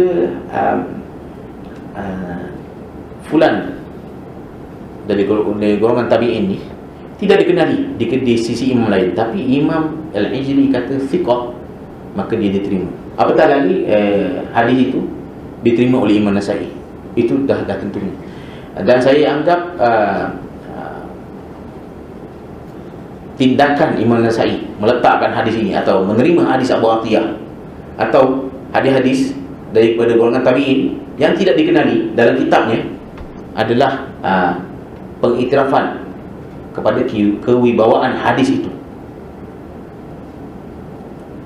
Itu sebagai yang saya jadikan sebagai petunjuk lah. Selain pada Al-Ijli, Taufiq Al-Ijli yang dituduh di zaman mutaakhir bahawa Ijli seorang yang bermudah-mudahan dalam menilai pembawa hadis. Maksudnya seorang tu majhul, senang-senang. Al-Ijli meninggal 240. Dia sezaman Ahmad bin Hanbal, kemudian sikit. Tuduhan itu tidak berasas dan telah dijawab oleh satu tesis master di Universiti Ulumul Qura dan dijawab oleh Syekh Syarif Hatim dan kitabnya Idha'at bahthiyah dan tuduhan ini tidak berasas sama sekali, dan bukti-bukti menyatakan bahawa praktikal hadis-hadis yang diterima, hadis-hadis yang perawi yang majhul, beberapa perawi yang dikatakan tidak dikenali dari golongan tabi'in, yang disahih atau yang dinilai oleh Al-Ijli sebagai berwibawa. Kebanyakan hadis-hadis ada hadis mata-matanya adalah mata yang tidak langsung bercanggah dengan hadis sahih lain dan boleh dinilai sebagai sahih, dan bukti-buktinya dalam Sunan Nasa'i, dalam Sunan Ibnu Huzaimah memang ada, dan kalau ditambah lain lagi ada bukti-bukti sebagai disahihkan Ibnu Tirmizi, dan sekiranya hadis itu terdapat dalam kitab Muntaqa Ibnu Jarud sebagai yang meninggal 30 Hijrah, Muntaqa Ibnu Jarud, dan jika terdapat juga dalam Sahih Ibn Hibban atau Mustadrak Al-Hakim atau kitab Syarah Mushkil Ibn Abi Syaibah seorang Syarah Mushkil oleh Tahawi, maka itu adalah petunjuk-petunjuk atau qara'in atau murjihat untuk kita menerima hadis itu. Wallahu a'lam. Soalan terakhir ke saya. Yang ini kami ada sisi edisi versi tahqiq besar, dan mutaqaddim dikata hakaza qala istinadan ila anna matan al-hadith sahih, lakin hadha al-isnad dha'if لجهالة أبي عطية مولى بني عقيل فهو مجهول كما قال أبو حاتم وعلي بن المديني وابن خطان والذهبي، وقد تفرد بالرواية عنه بديل بن ميسرة بن كما حررناه في التحرير. وقصة مالك بن الحويرث لا تعرف إلا من هذا الوجه الضعيف. Jadi bagaimanakah kami untuk ilmu berinteraksi dengan komen-komen seperti ini para muhaqqiqin? Satu lagi, kitab Imam Tirmizi, Sunan Tirmizi ini dia ada pelbagai naskah periwayatan. Ada naskah mutakhir atau kurun ke-8, kurun ke-7 ke-8 Hijrah, dan naskah sebelum itu dipanggil nuskah al-atiqah, naskah tua Imam Tirmizi. Ya, sedikit perbezaan. Dia mungkin boleh cerita sikit bagi apa maksud komentar dia. Komentar. Ada yang tak tahu. Sebahagian para yang mengkaji kitab Imam Tirmizi mengatakan hadis ini sanad di dhaif disebabkan Abu Atiyah ni yang dituduh oleh pakar-pakar hadis pada kurun ke-3 Hijrah sebagai majhul, tidak dikenali. Tetapi tafarrud Budail bin Maisarah daripada Abu Atiyah. Tuan-tuan, dalam ilmu menilai pembawa hadis atau tokoh-tokoh hadis, sekiranya seseorang itu dituduh atau bukan dituduh atau tidak diketahui, atau seorang yang tidak diketahui, kalau kita tak tahu seseorang tu, secara logiknya kita tidak boleh terima. Mungkin orang tu jahat orang apa semua, tapi dalam bab riwayat hadis ni kita ada beberapa langkah yang kita perlu ambil. Pertama, kita perlu tahu tokoh hadis yang dinilai sebagai tidak diketahui, majhul, itu dari golongan mana. Biasanya dalam tabi'in, sebab gerakan pengumpulan sejarah pembawa hadis ni dalam golongan tabi'in, terutama tabi'in tua, tabi'in terawal, agak tidak dapat dikumpul latar belakang latar belakang mereka, melainkan tabi'in pertengahan. Sebagai tabi'in tua dapat dikumpul latar belakang mereka, sebagai lagi tidak dapat. Itu memang kita tak dapat menafikan, sejarah telah mencatat begitu. Bagi untuk menuntut ilmu, Budail bin Maisarah, seorang itu sekiranya dituduh majhul, hanya seorang saja yang meriwayatkan daripada dia, tidak ada dua orang, dia dikatakan majhul. Itu kaedah. Dan walaupun dua orang sekalipun, kalau seorang tu dah dia tidak dikenali, hanya dua orang saja nak mungkin yang meriwayatkan daripada dia, dan dia dikategorikan sebagai tidak dikenali atau tidak diketahui, itulah ilmu hadis. dan bidangnya sangat rumit dan banyak langkah-langkah kita perlu lalui. Jadi kaedah itu kaedah dalam menilai. Sebenarnya kita tidak boleh, sebenarnya kita apa-apa hal kita kena penuntut ilmu, kita kena terus pada penilaian Imam Tirmizi. Imam Tirmizi dah tahu dah. Imam Tirmizi dah tahu dah memang hanya Budayl bin Masarah, hanya seorang saja meriwayatkan daripada Abu Atiyah. Imam Tirmizi telah tahu, Imam Nasa'i telah tahu, semua imam telah tahu, Imam Ibn Khuzaimah telah tahu. Mereka ni yang mensahihkan semua hadis ni. Mereka ni semua mensahihkan hadis ni. Mereka telah tahu. Tetapi dalam petunjuk-petunjuk lain, murajihat Al-Quran dan murajihat lain, mereka menggunakan untuk mereka sahihkan hadis menggunakan petunjuk-petunjuk ini. Tidak hanya bergantung itu dalam hanya bab latar belakang perawi saja. Ada banyak lagi petunjuk-petunjuk lain. Yang itu yang kalau orang baru belajar ilmu hadis ni, dia macam terlampau semangat sangat, dia terus nak menilai hadis ni. Oh, ini majhul, tidak diketahui, kita dhaif terus. Tak cukup sebenarnya. Sehingga ulama zaman dulu pun tidak menilai hadis cara sebegini. Dan kalau kita cakap sebegitu gopohnya, kalau kita boleh gunakan perkataan itu mungkin agak kasar sikit, kita ulama dulu pun tak guna pendekatan sebegitu. Ada banyak lagi Quran atau petunjuk-petunjuk lain untuk kita sahihkan hadis, bukan hanya dalam bab menilai perawi hadis saja. Dan macam saudara Muhammad Nawawi sebutkan tadi, bagaimana kami menuntut ilmu untuk berinteraksi dengan nota-nota kaki yang ada dalam kitab-kitab Imam Tirmizi, yang kadang-kadang Imam Tirmizi kata sahih, di bawahnya cakap sebenarnya hadis yang dhaif daripada nota kaki, daripada pentahqiq atau penyelenggara kitab itu. Bagi saya senang macam ni, peganglah pada imam-imam ni yang sebelum kurun kedua ketiga hijrah, dan sebagainya mengatakan ada tak berapa kitab sebelum pertengahan kurun keempat hijrah, sebelum pertengahan kurun keempat hijrah, ataupun ada 2-3 orang selepas pertengahan kurun keempat hijrah, seperti Darab ni. Sekiranya mereka katakan sahih, tetapi dalam sanadnya kita yang belajar hadis ni jumpa satu kecacatan yang boleh menilai hadis sebagai tak kuat, dhaif, kita ikut pendapat Imam Tirmizi. Bahkan bukan Imam Tirmizi saja, Imam Nasa'i, Imam Ibn Khuzaimah. Kita dalam kajian-kajian kita boleh, tapi setakat ini yang kita jumpa bahawa hadis ini sebenarnya dari kajian kami yang setakat ini menggunakan rujukan-rujukan sekian dengan pemahaman ini terhadap kaedah menerima hadis, kita dapat hadis tak berapa kuat, tapi disebabkan kehebatan, keagungan ulama-ulama dulu seperti Imam Tirmizi, dan hanya bukan dia seorang saja mensahihkan hadis ini, Imam Nasa'i juga mensahihkan, dan Ibn Khuzaimah mensahihkan, dan pensahihan atau penilaian sahih daripada Imam Nasa'i dan Ibn Khuzaimah adalah petunjuk yang kuat bagi kita untuk menerima hadis ini. So, dan Abu Daud dalam kaedah-kaedah yang bab sekian. Jadi sekalipun ada orang menilai ia sebagai dhaif, contoh daripada Dr. Bashar Abdul Ma'ruf, kenapa kita tak boleh amal sedangkan kita ada praktik kepada para sahabat? Wal amalu alaihi inda ahli ilmi, inda akthar ahli ilmi min ashabi Nabi sallallahu alaihi wasallam wa ghairihim.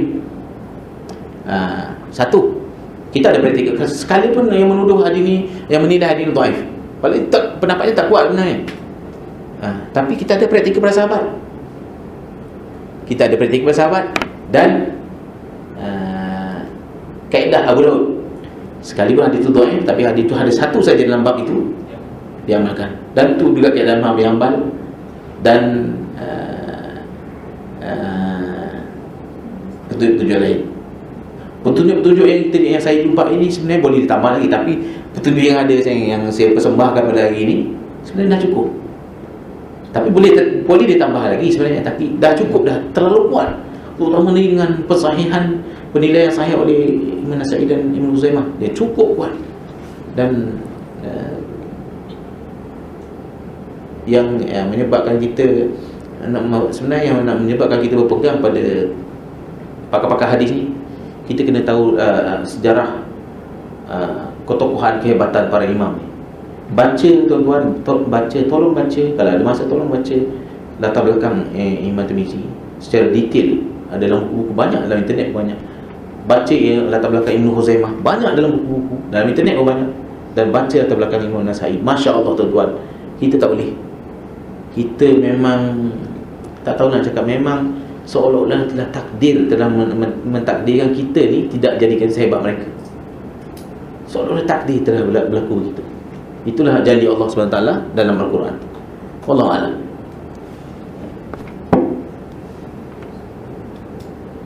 Ustaz nak tanya Ustaz. Ya.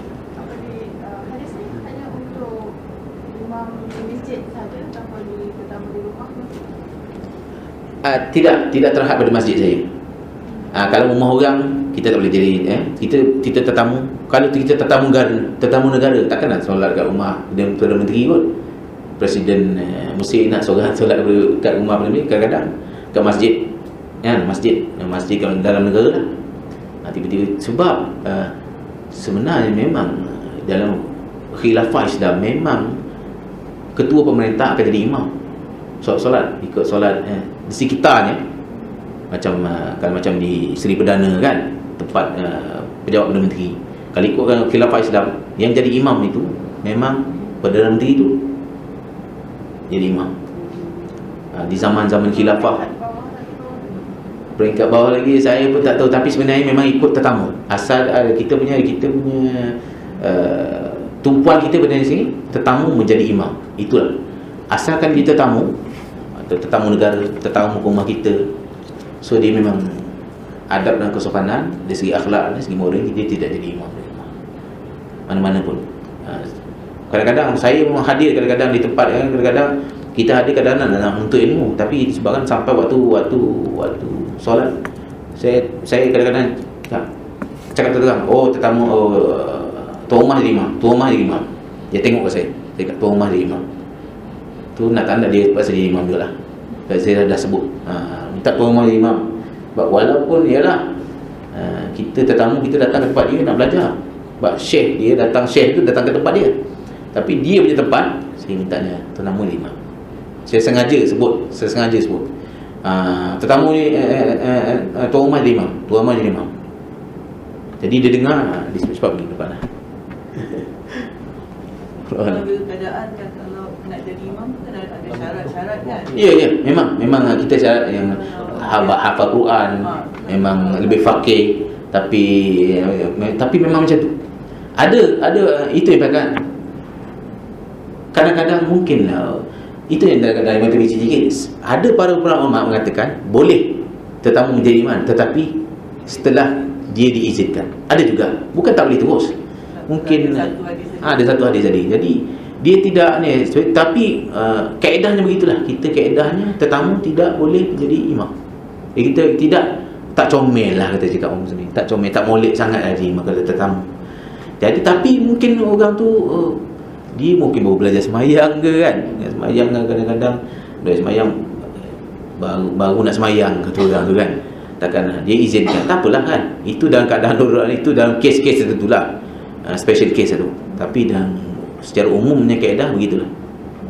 Wallahualam. Kita memang agama ni memang kita memang ada, dia tak susah, agama kita ni tak susah. Dia memang ada special case dan ada kelonggaran. Itulah agama kan. Itu agama, itu keistimewaan agama kita. Alhamdulillah. Ada beza diizinkan dengan disuruh ataupun sebab katakanlah yang datang tu syekh besar kan. Kalau dia bukan izin, dia macam siap suruh, siap jemput di imam, kan ada beza tu, ada beza tak kata diizinkan dengan disuruh ataupun jemput menjadi imam. Boleh tak dan menjadi imam kalau tuan atau rumah menyuruh ataupun menjemput lah, instead of mengizinkan. Mengizinkan tu macam kalau menyuruh macam lagi, ataupun menjemput lah. Jadi tu. Kalau kita menjemput, maksudnya kita mengizinkan. Jemput, saya minta Syekh kata daripada Mesir, Syekh menjemput Syekh fulan dan fulan untuk menjadi imam. Kita sebut dalam bahasa Arab lah. Itu adalah satu keizinan. Untuk dari segi adat kebiasaan itu menjadi keizinan. Tetapi biasanya Syekh dia pun faham, dia tetamu, dia pun faham sebenarnya, dia pun faham kan. Syekh Mangkus pun tak jadi imam bila kami belajar hadis. Syekh Mesir tak jadi imam. Sebab dia ilmu lebih tinggi lagi, tapi kenapa pemilik tempat tu jadi imam? Syekh pun kadang dia faham, dia pun faham melalui ada keizinan atau biasa jemputan tu silakan keizinan. Sebab jadi imam ni sebenarnya tak susah sebenarnya. Sampai solat seorang daripada kita jadi imam sudahlah. Yang penting kita sembahyang jemaah. Tetapi dalam bab-bab ni ada juga penekanan terhadap orang kata sopan santun, akhlak dan moralnya. Lebih bahagia, lebih manis lah kan? Lebih cantik lah kita. Melainkan adalah memanglah kita kan sebut imam Masjidil Haram kan, kita jemputan untuk jadi imam tarawih, itu lain cerita lah. Itu dah keizinan lah tu. So bab suruh tu saya wallahualam, kita tak tahu macam mana nak cakap. Tapi kalau biasa dia kata dia minta syekh, kita minta syekh jadi imam, syekh cakap kebiasaan macam dia cakap la taqaddam anta atau taqaddam ahadun minkum, dia kat situ. Syekh pun faham juga sebenarnya hadis ni, tapi wallahualam tak tahu macam mana. kita tak ada bukti-bukti yang begitu. Tapi wallahualam itu yang saya tahulah, jemputan khas untuk jadi imam macam di kes kamu baru imam daripada Mekah, itu keizinan lah tu. Saya nak sambung tadi tentang apa yang ditanya oleh Saudara Nawawi tadi. Dia berlaku pada mereka yang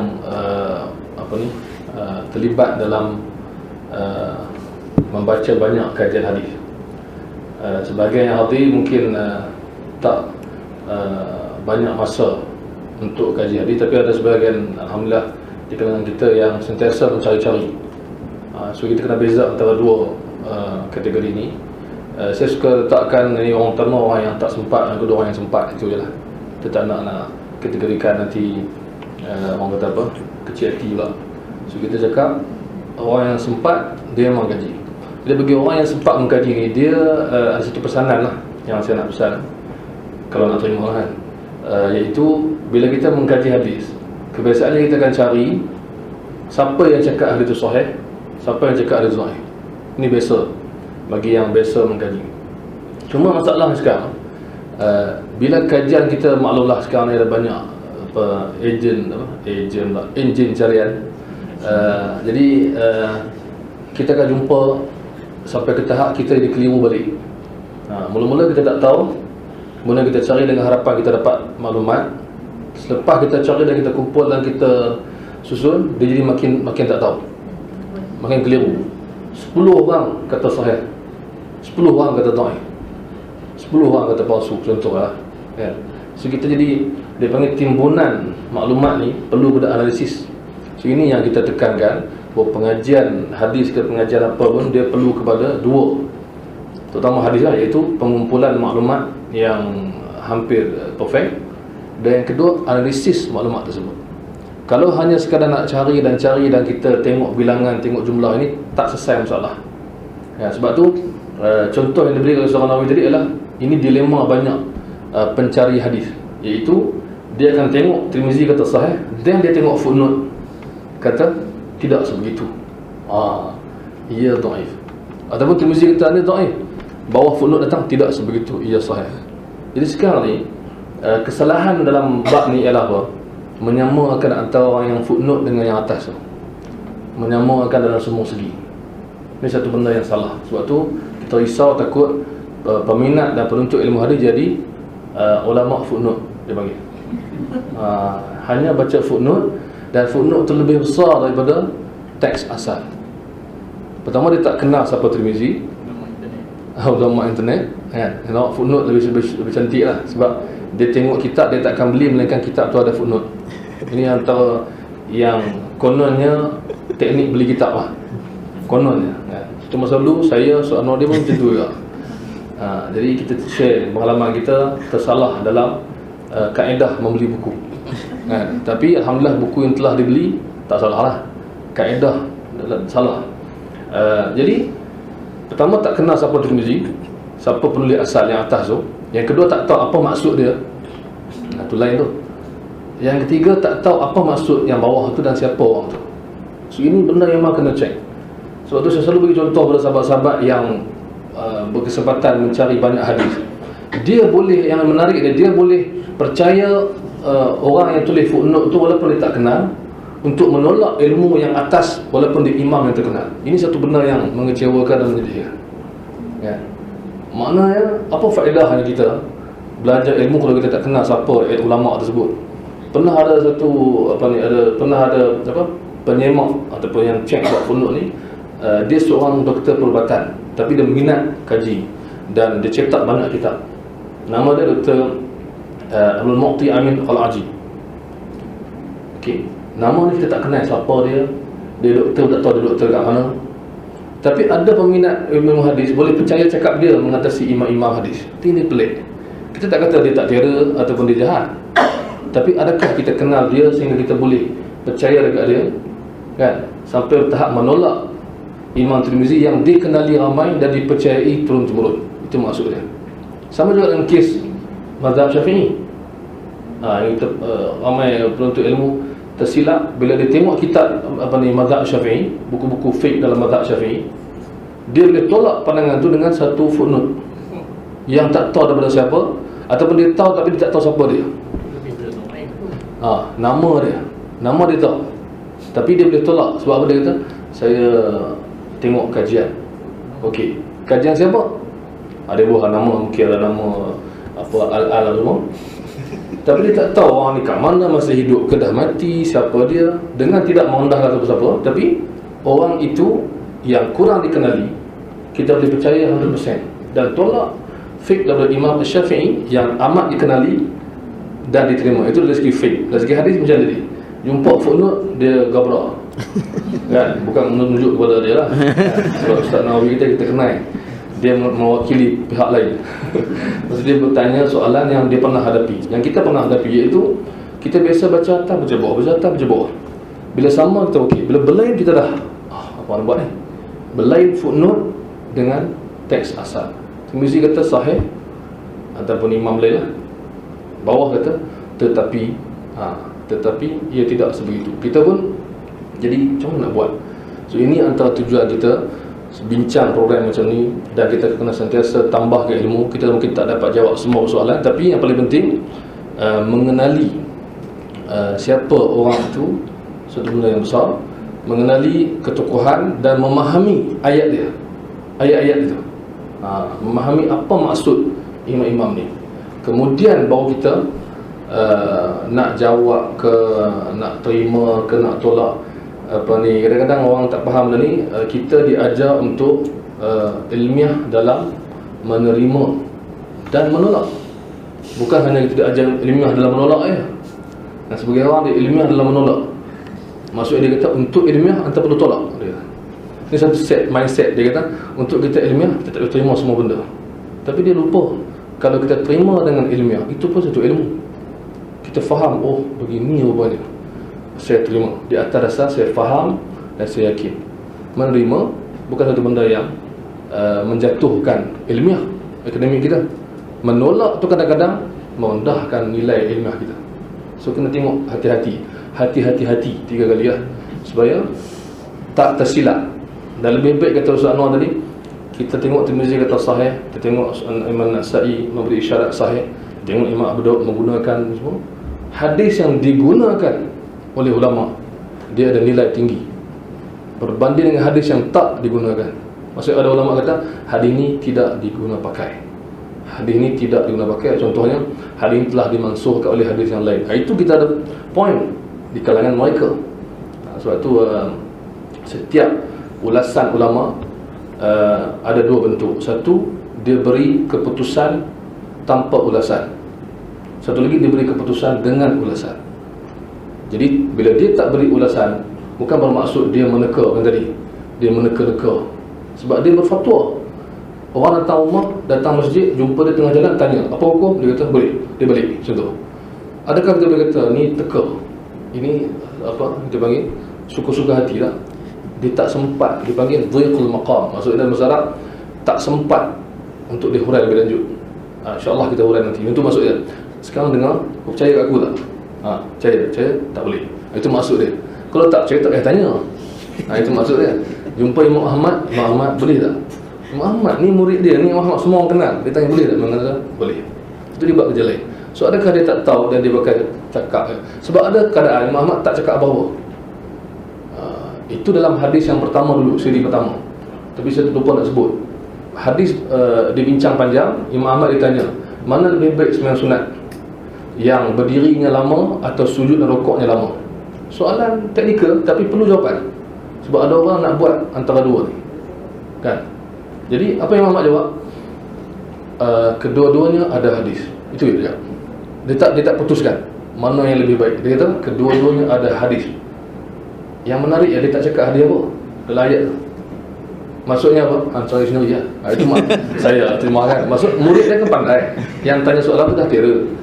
Jadi dia cakap saya tak putuskan apa-apa, mana lebih baik. Ada kedua-duanya ada hadis. Hadis apa? Satu hadis Nabi cakap sujud dan rukuk itu setiap kali sujud itu menambahkan pahala sebagainya. Tu ulama guna dalil rukuk lama, sujud lama dapat pahala lebih. Sebenarnya. Satu lagi hadis solat yang baik adalah yang lama berdirinya, bacaan lama. Imam Ahmad kata apa? Buat mana-mana pun boleh. Tapi dia cakap apa? Jawapan senang. Ada dua hadis. Betul? Dua-dua ada hadis. Imam Ishaq lah, Ishaq yang tadi tu, Ishaq bin Ibrahim Al-Hanzali, ada bin Ishaq bin Rahawiyah, terkenal Rahawiyah atau Rahawai. Ishaq kata apa? Kalau semayang siang elok berdiri lama. Ni kalau saya salah. Begitulah. Salah satunya ialah berdiri lama untuk solat ni, sujud lama untuk solat ni. Begitu. Berdiri lama untuk solat malam, tak salah saya. Sujud lama untuk solat siang. Ini Ishaq jawab macam tu. Tapi Tirmizi kata apa? Tirmizi kata sebab dia cakap begitu ialah hadis ni dah, hadis ni dah, hadis ni dah. So Imam Tirmizi ibarat macam kita sedang membaca fatwa imam yang terkenal. Dia cuba berikan alasan dan huraian. Ishaq cakap apa? Ini baik pada siang, ini baik pada malam. Sudah. Dia tak cakap hadis apa.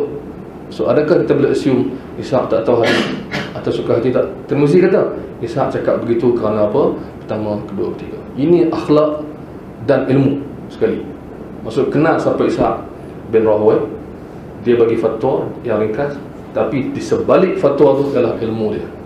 Itu maksudnya. So bila imam yang terdahulu cakap satu benda, kita kena fikirkan apa dipanggil saiz imam tu, tempoh dia belajar dan kedudukan dia di sisi alim ulama. Seperti Imam Ahmad bin Hanbal, saya suruh ulang, ini untuk menenangkan hati orang yang ikut mazhab Syafi'i. Sebab dia ramai orang ada yang meragu-ragu kita tak tenang lah. Imam Ahmad kata apa? Dia pernah cakap, kalau aku tak tahu macam mana nak jawab fatwa, aku guna fatwa Syafi'i. Macam tu. Imam Ahmad imam besar mazhab Hanbali, murid Syafi'i, kesayangan dia. Sampaikan dia doa dan sembahyang, ya Allah ampunkanlah Imam Syafi'i. Dia sebut nama dalam doa. Dia cakap apa? Kalau aku ingat hadis Quran semua, aku bagi. Kalau aku tak ingat, aku guna fatwa Imam Syafi'i dan cukuplah Imam Syafi'i. So itu cara orang nilai kita apa tak ingat. Jadi kita terus ini kata Imam Syafi'i. Cukup lah. Jangan cakap kalau aku ingat, tak ingat apa pun. Kalau guna ayat yang sama lah. Kalau saya ingat, saya akan guna Quran dan hadis. Tapi saya tak ingat. Jadi saya guna fatwa Imam Ahmad. Kadang-kadang dia lupa lah. Kita lupa setiap hari. Jadi apatah lagi kita, maksudnya mestilah lebih hormat tu, hormat lebih daripada itu. Masuk hormat, bukan hormat setengah orang kata apa, macam tadi status Facebook saya sambung balik, sekarang saya tulis pasal imam kan, ada seorang komen kan, kalau siapa online dia baca apa, bila kita puji Ibnu Majah, kita puji, dia cakap apa zaman sekarang tak ada imam ke? Nampak dia salah faham. Dia salah faham. Dia ingat kita sedang mengkritik dia. Kita sedang memuji imam. Kita tak mengkritik mana-mana imam lain. Kita sedang memuji seorang imam. Jadi kalau kita terasa pujian itu bermaksud penghinaan, ini masalah something wrong dengan kita punya penerimaan maklumat dalam otak kita. Itu masalah. Kita sedang puji Ibnu Majah, dia terasa, dia kata tak ada imam ke zaman sekarang? Bukan macam tu maksud kita. Ada ramai imam masjid ramai, imam ramai. Adakah sama dengan Ibnu Majah? Itu maksud kita. Bukan adakah Imam Ibnu Majah seorang saja yang baik, orang lain tak baik. So kalau Ibnu Majah kita banding dengan sahabat lebih baik. Itu je kan. Maknanya kedua-duanya imam. Tapi ini sahabat, ini tabi'in, ini Ibnu Majah, dan ini, dan kita dekat bawah sekali. Itu maksud dia. Semuanya baik. tapi kebaikan dan ilmu yang berbeza. Itu maksud hormat, menghormati ilmu alim ulama. Allah Alam. Saya nak tambah sikit. Saya tanya, ada tak kajian tentang matan hadis nilai satu hadis itu sahih? Naqad matan. Tentang matan. Kajian tentang matan? Naqad matan. Kita belajar tentang Sanad. Ada tak kajian tentang matan waktu nilai satu hadis sahih? Hanya melihat matan, naqad matan, kritikan matan. Ke mata saya tak tahu kajian ni sebab apa. Mungkin kajian-kajian tu telah dicetak dan ada di Tanah Arab dan saya tak sempat 10 tahun yang lalu. Yang saya tinggalkan Tanah Arab, saya tak jumpa. Kalau saya ada, insya-Allah saya akan jumpa. Biasa ni saya akan jumpa. Saya pergi kepada toko-toko buku, saya akan dapatkan kajian-kajian tu yang bercetak.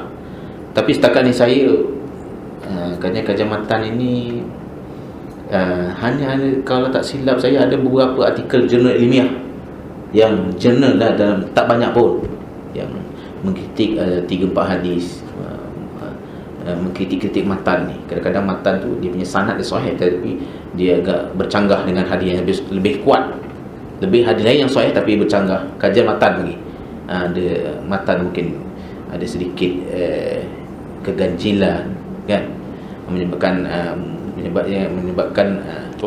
ditolak ataupun terjadi dapat dikeluarkan fatwa yang agak ganjil kan. Saya rasa kajian matan kalau ada pun kajian matan antara sahih dengan sahih, kritik matan, maksudnya hadis tu dua-dua sahih tapi ada hadis antara dua tu yang sedikit dhaif, tapi saya rasa tak banyak pun. Dan sebagian ulama mengatakan tak, saya kaedah saya sendiri, apa-apa hadis yang bercanggah dengan hadis yang disahihkan oleh Bukhari dan Muslim dan disahihkan Imam Tirmizi atau Nasa'i, Ibnu Khuzaimah, yang bercanggah dengan hadis-hadis yang sahih daripada imam-imam ini, dan hadis itu ada sedikit kelemahan, hadis dhaif. Tapi dengan kajian matan ni saya tak tahu saya tak pasti, sebenarnya saya tak tahu. Yang lebih senang saya jawab saya tak tahu, lebih menyenang, lebih cakap apa, lebih waspada lah. Saya tak tahu kajian itu, melainkan kalau saya berada di Tanah Arab sentiasa mendapat maklumat daripada kajian-kajian tesis master, tesis PhD di seluruh universiti di seluruh Tanah Arab. Saya rasa ada tapi tak banyak pun, tak banyak.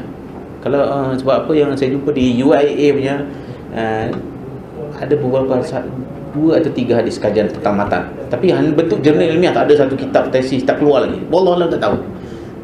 Saya setakat pengetahuan saya atau sepengetahuan saya tidak ada maklumat tentang itu.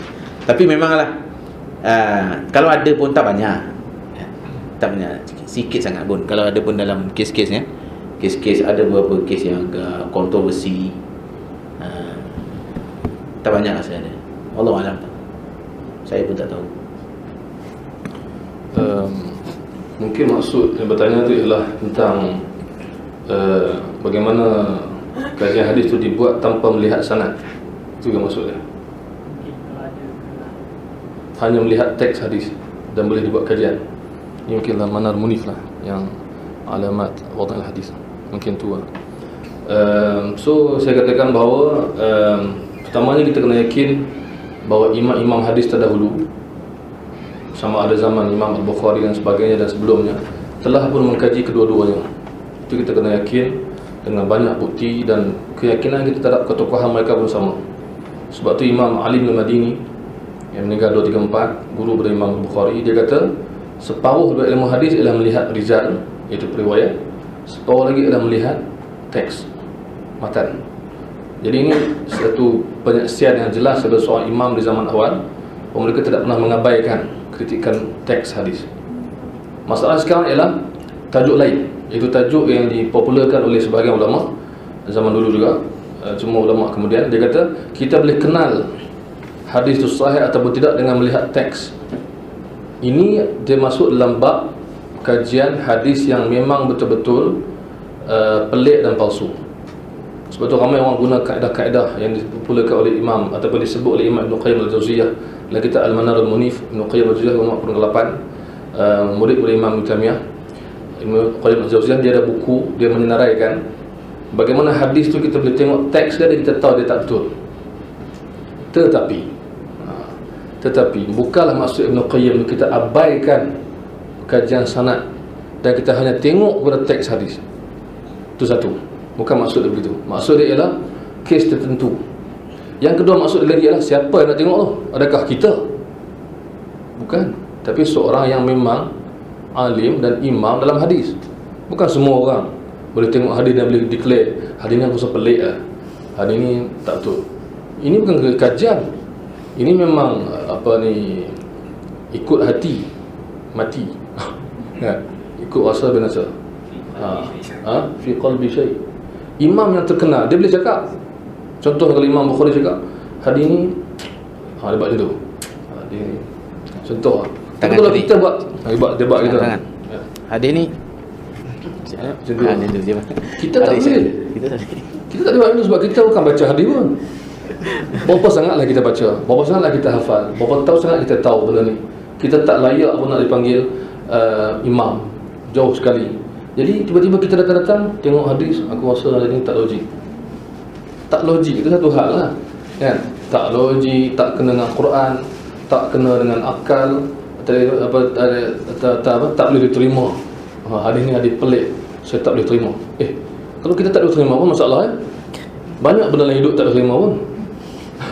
Banyak berlaku dalam hidup kita tak boleh terima pun, tapi dia berlaku, kan? Sampai kadang memening kita, macam mana dia buat? Kita kata aku sangka tak ada orang boleh buat, tapi boleh buat. Jadi akal kita diajar bahawa kita ni terhad pengetahuan kita dan tak boleh kita nak gunakan akal kita dalam semua situasi. So kita dah itu dah memang tak payah belajar agama lah.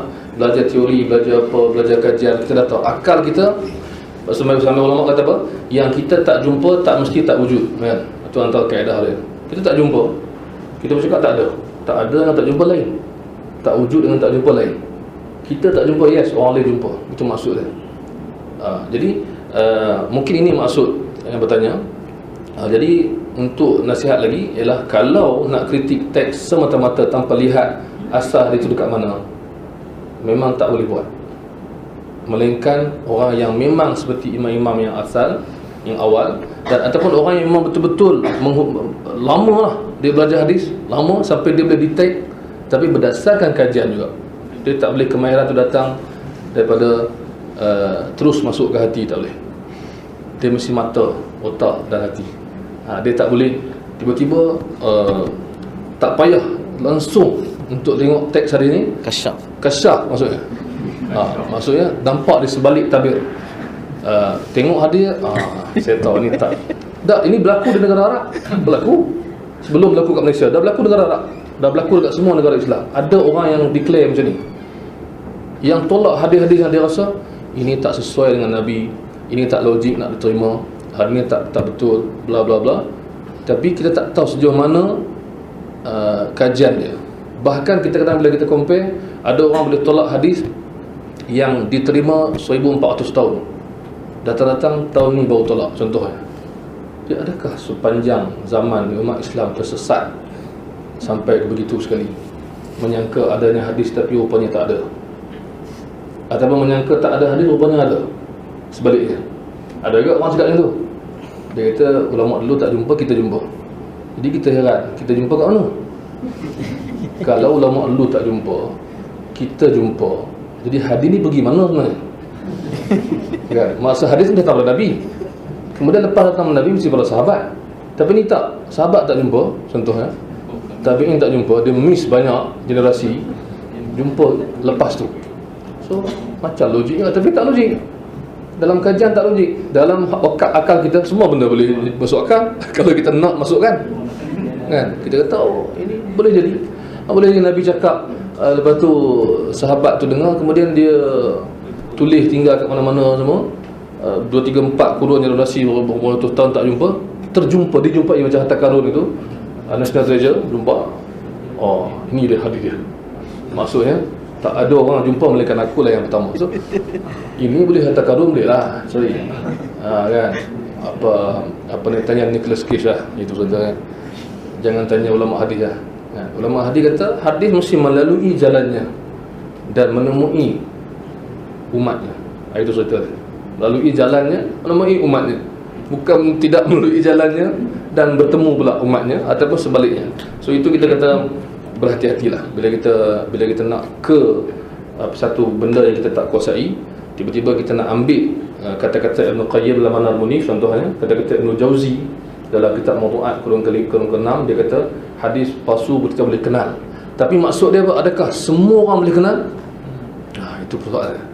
Adakah semua orang? Ibn Jauzi cakap hadis palsu boleh dikenali dengan 1, 2, 3, 4, 5, 6 syarat. Tapi maksud dia apa? Oleh orang yang mampu mengenalinya. Sebagai contoh satu lah, ada hadis dia kata yang bahasanya tidak layak dengan bahasa Nabi. Ada satu syarat dalam kitab-kitab hadis palsu ni. Dia kata kalau nak kenal hadis palsu, bahasanya terlampau lawak, terlampau rendah, tak sesuai dengan bahasa Nabi. Tapi macam mana kita nak tahu? Kita bahasa Nabi pun kita tak tahu. Bahasa rendah tinggi pun tak tahu.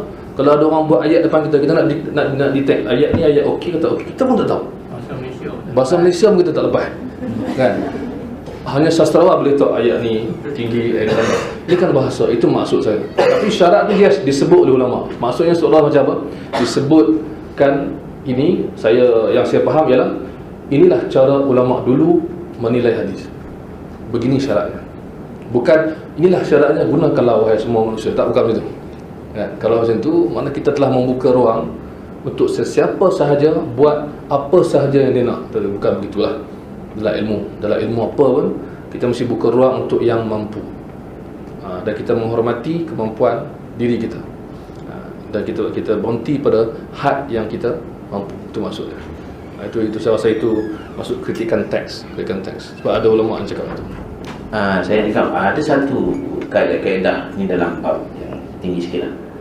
Dalam, kalau kita baca semua dalam kitab Sunan Tirmizi, kita akan jumpa dalam hadis bab memberi zakat madu. Adakah madu itu perlu diberikan zakat? Imam Tirmizi dalam kitab Sunan Tirmizi mengatakan hadis-hadis tentang tentang mengeluar zakat madu semua ni tidak sahih. Maksudnya dia bagi kaedah umum. Kalau ada kita jumpa hadis-hadis yang dengan sanad-sanad sekali, semuanya dia dah bagi kaedah umum dah. Semua kita jumpa, aku dah tak macam kita ikut pendapat Imam Tirmizi, hadis-hadis tentang mengeluarkan zakat madu semua yang tidak sahih daripada Nabi.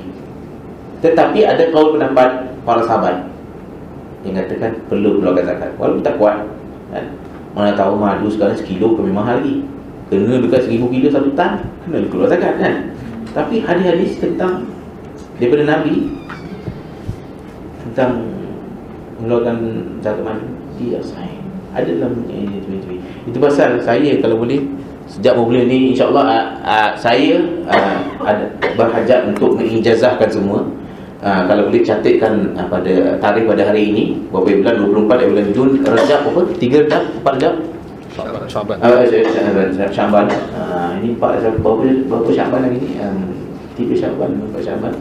Saya nak beri ijazah sebab saya dah bacakan teks hadis Imam Tirmizi. Saya ijazahkan semua hari ini, tolong tulis dekat hari dan tahun yang sama di sebuah jeda. Saya ijazahkan pada yang hadir, yang dengar penyampaian saya, terutama sekali yang dengar saya bacakan hadis Tirmizi ini. Ijazah khas untuk Sunan Tirmizi pada semua yang hadir, dan ijazah am bagi kitab-kitab hadis yang saya riwayatkan pada guru saya, dan kitab-kitab lain. Tapi ijazah Tirmizi saya bagi ijazah khas. Dan pesanan saya kalau boleh lepas ni pesanan saya dengan berpegang teguh pada Allah SWT, pada tali Allah, dan berpegang teguh pada agama ini, dan minta doa ke saya. Dan satu lagi pesanan saya, tolong kalau boleh habiskanlah baca. Kalau ada Sunan Tirmizi yang terjemahan, balik habiskan baca. Tolong habiskan baca. Sebab apa? Memang sebenarnya kita tak tahu nilai kitab Tirmizi itu melainkan selepas kita habis baca. Itu ulama Syekh Abu Huda dia cakap, sesuatu kitab tu kita tak tahu nilai ni melainkan selepas kita habis baca sampai lumat, baca berulang-ulang kali sampai lumat. Dan saya ijazahkan ijazah khas, ijazah am selain daripada kitab Tirmizi, kitab Sunan semua lain yang ada pada ijazah saya untuk semua. minta doakan saya. Mana tahu saya ni banyak dosa, minta doa kalau apa ni, Allah Allah tak tahu pendek umur ke. Kita terima je lah takdir Allah SWT. So pesanan, saya nak pesanan, tolong habiskan kalau boleh. Ambil masa 1 tahun, 2 tahun dalam saya nak contoh masa tempoh 2 tahun baca. Sebulan ni saya baca kena habiskan 300 hadis. Baca dengan terjemahan. Sebulan ni, bulan depan 300, sampai setahun tu habiskan. So jadi ijazah yang anda terima ni maksudnya ni lah, dah habis baca maksudnya lebih bagus lah, afdal lebih macam tu lah. Wallahu alam. Okay.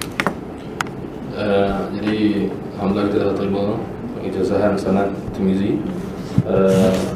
Walaupun sebahagian mungkin tak tahu ataupun tak nampak kenapa ni kepentingan, tapi terima dulu nanti tahu. Itu maksudnya. InsyaAllah akan datang bila orang tu terima, dia akan tahu. Dan InsyaAllah kita akan berhenti sekarang ni dan makan dulu ke solat dulu? Solat dulu. Jadi kalau yang lapar dia teringat lah. Kalau dalam solat dia teringat. Kalau yang kenyang dia tak teringat. Saya pun bila beritahu ni dia akan teringat lah. Ya, lepas solat ada makanan. Alhamdulillah, lepas solat ada makan. Harapan ni tak mengganggu sangatlah fokus kita tengah sembahyang. Jadi saya rasa kita akhirilah program ini pada hari ini dengan saya mengucapkan pertama terima kasih kepada pihak penganjur memberi izin tempat ini digunakan. Ini satu benda yang amat bermakna bagi kita, kerana kadang-kadang kita nak buat program ni, kita perlukan banyak pihak bekerjasama, dan kerjasama yang terbaik kita dapat daripada pihak yang menyediakan tempat. Yang kedua, yang berusaha untuk menganjurkan ni, sahabat-sahabat pada Imam Hadi Sistim, dan juga sahabat-sahabat tuan-tuan yang hadir pada hari ini. Anggaplah apa yang kita dapat hari ini sebagai seperti saya sebut, bagi yang tak tahu sebelum ni dianggap permulaan yang baik, dan bagi yang dah mengetahui dia tambah baik kerana apa yang kita dah tahu. Yang penting sekarang ni ialah kita baru lepas bincang bagaimana melihat kajian yang telah berlaku. So inilah yang kita tekankan selalu. Kalaulah kita peruntukkan sedikit masa kita yang ada untuk memahami bagaimana ia telah berlaku, kan, kita akan dapat pelbagai ilmu yang kita tak sangka.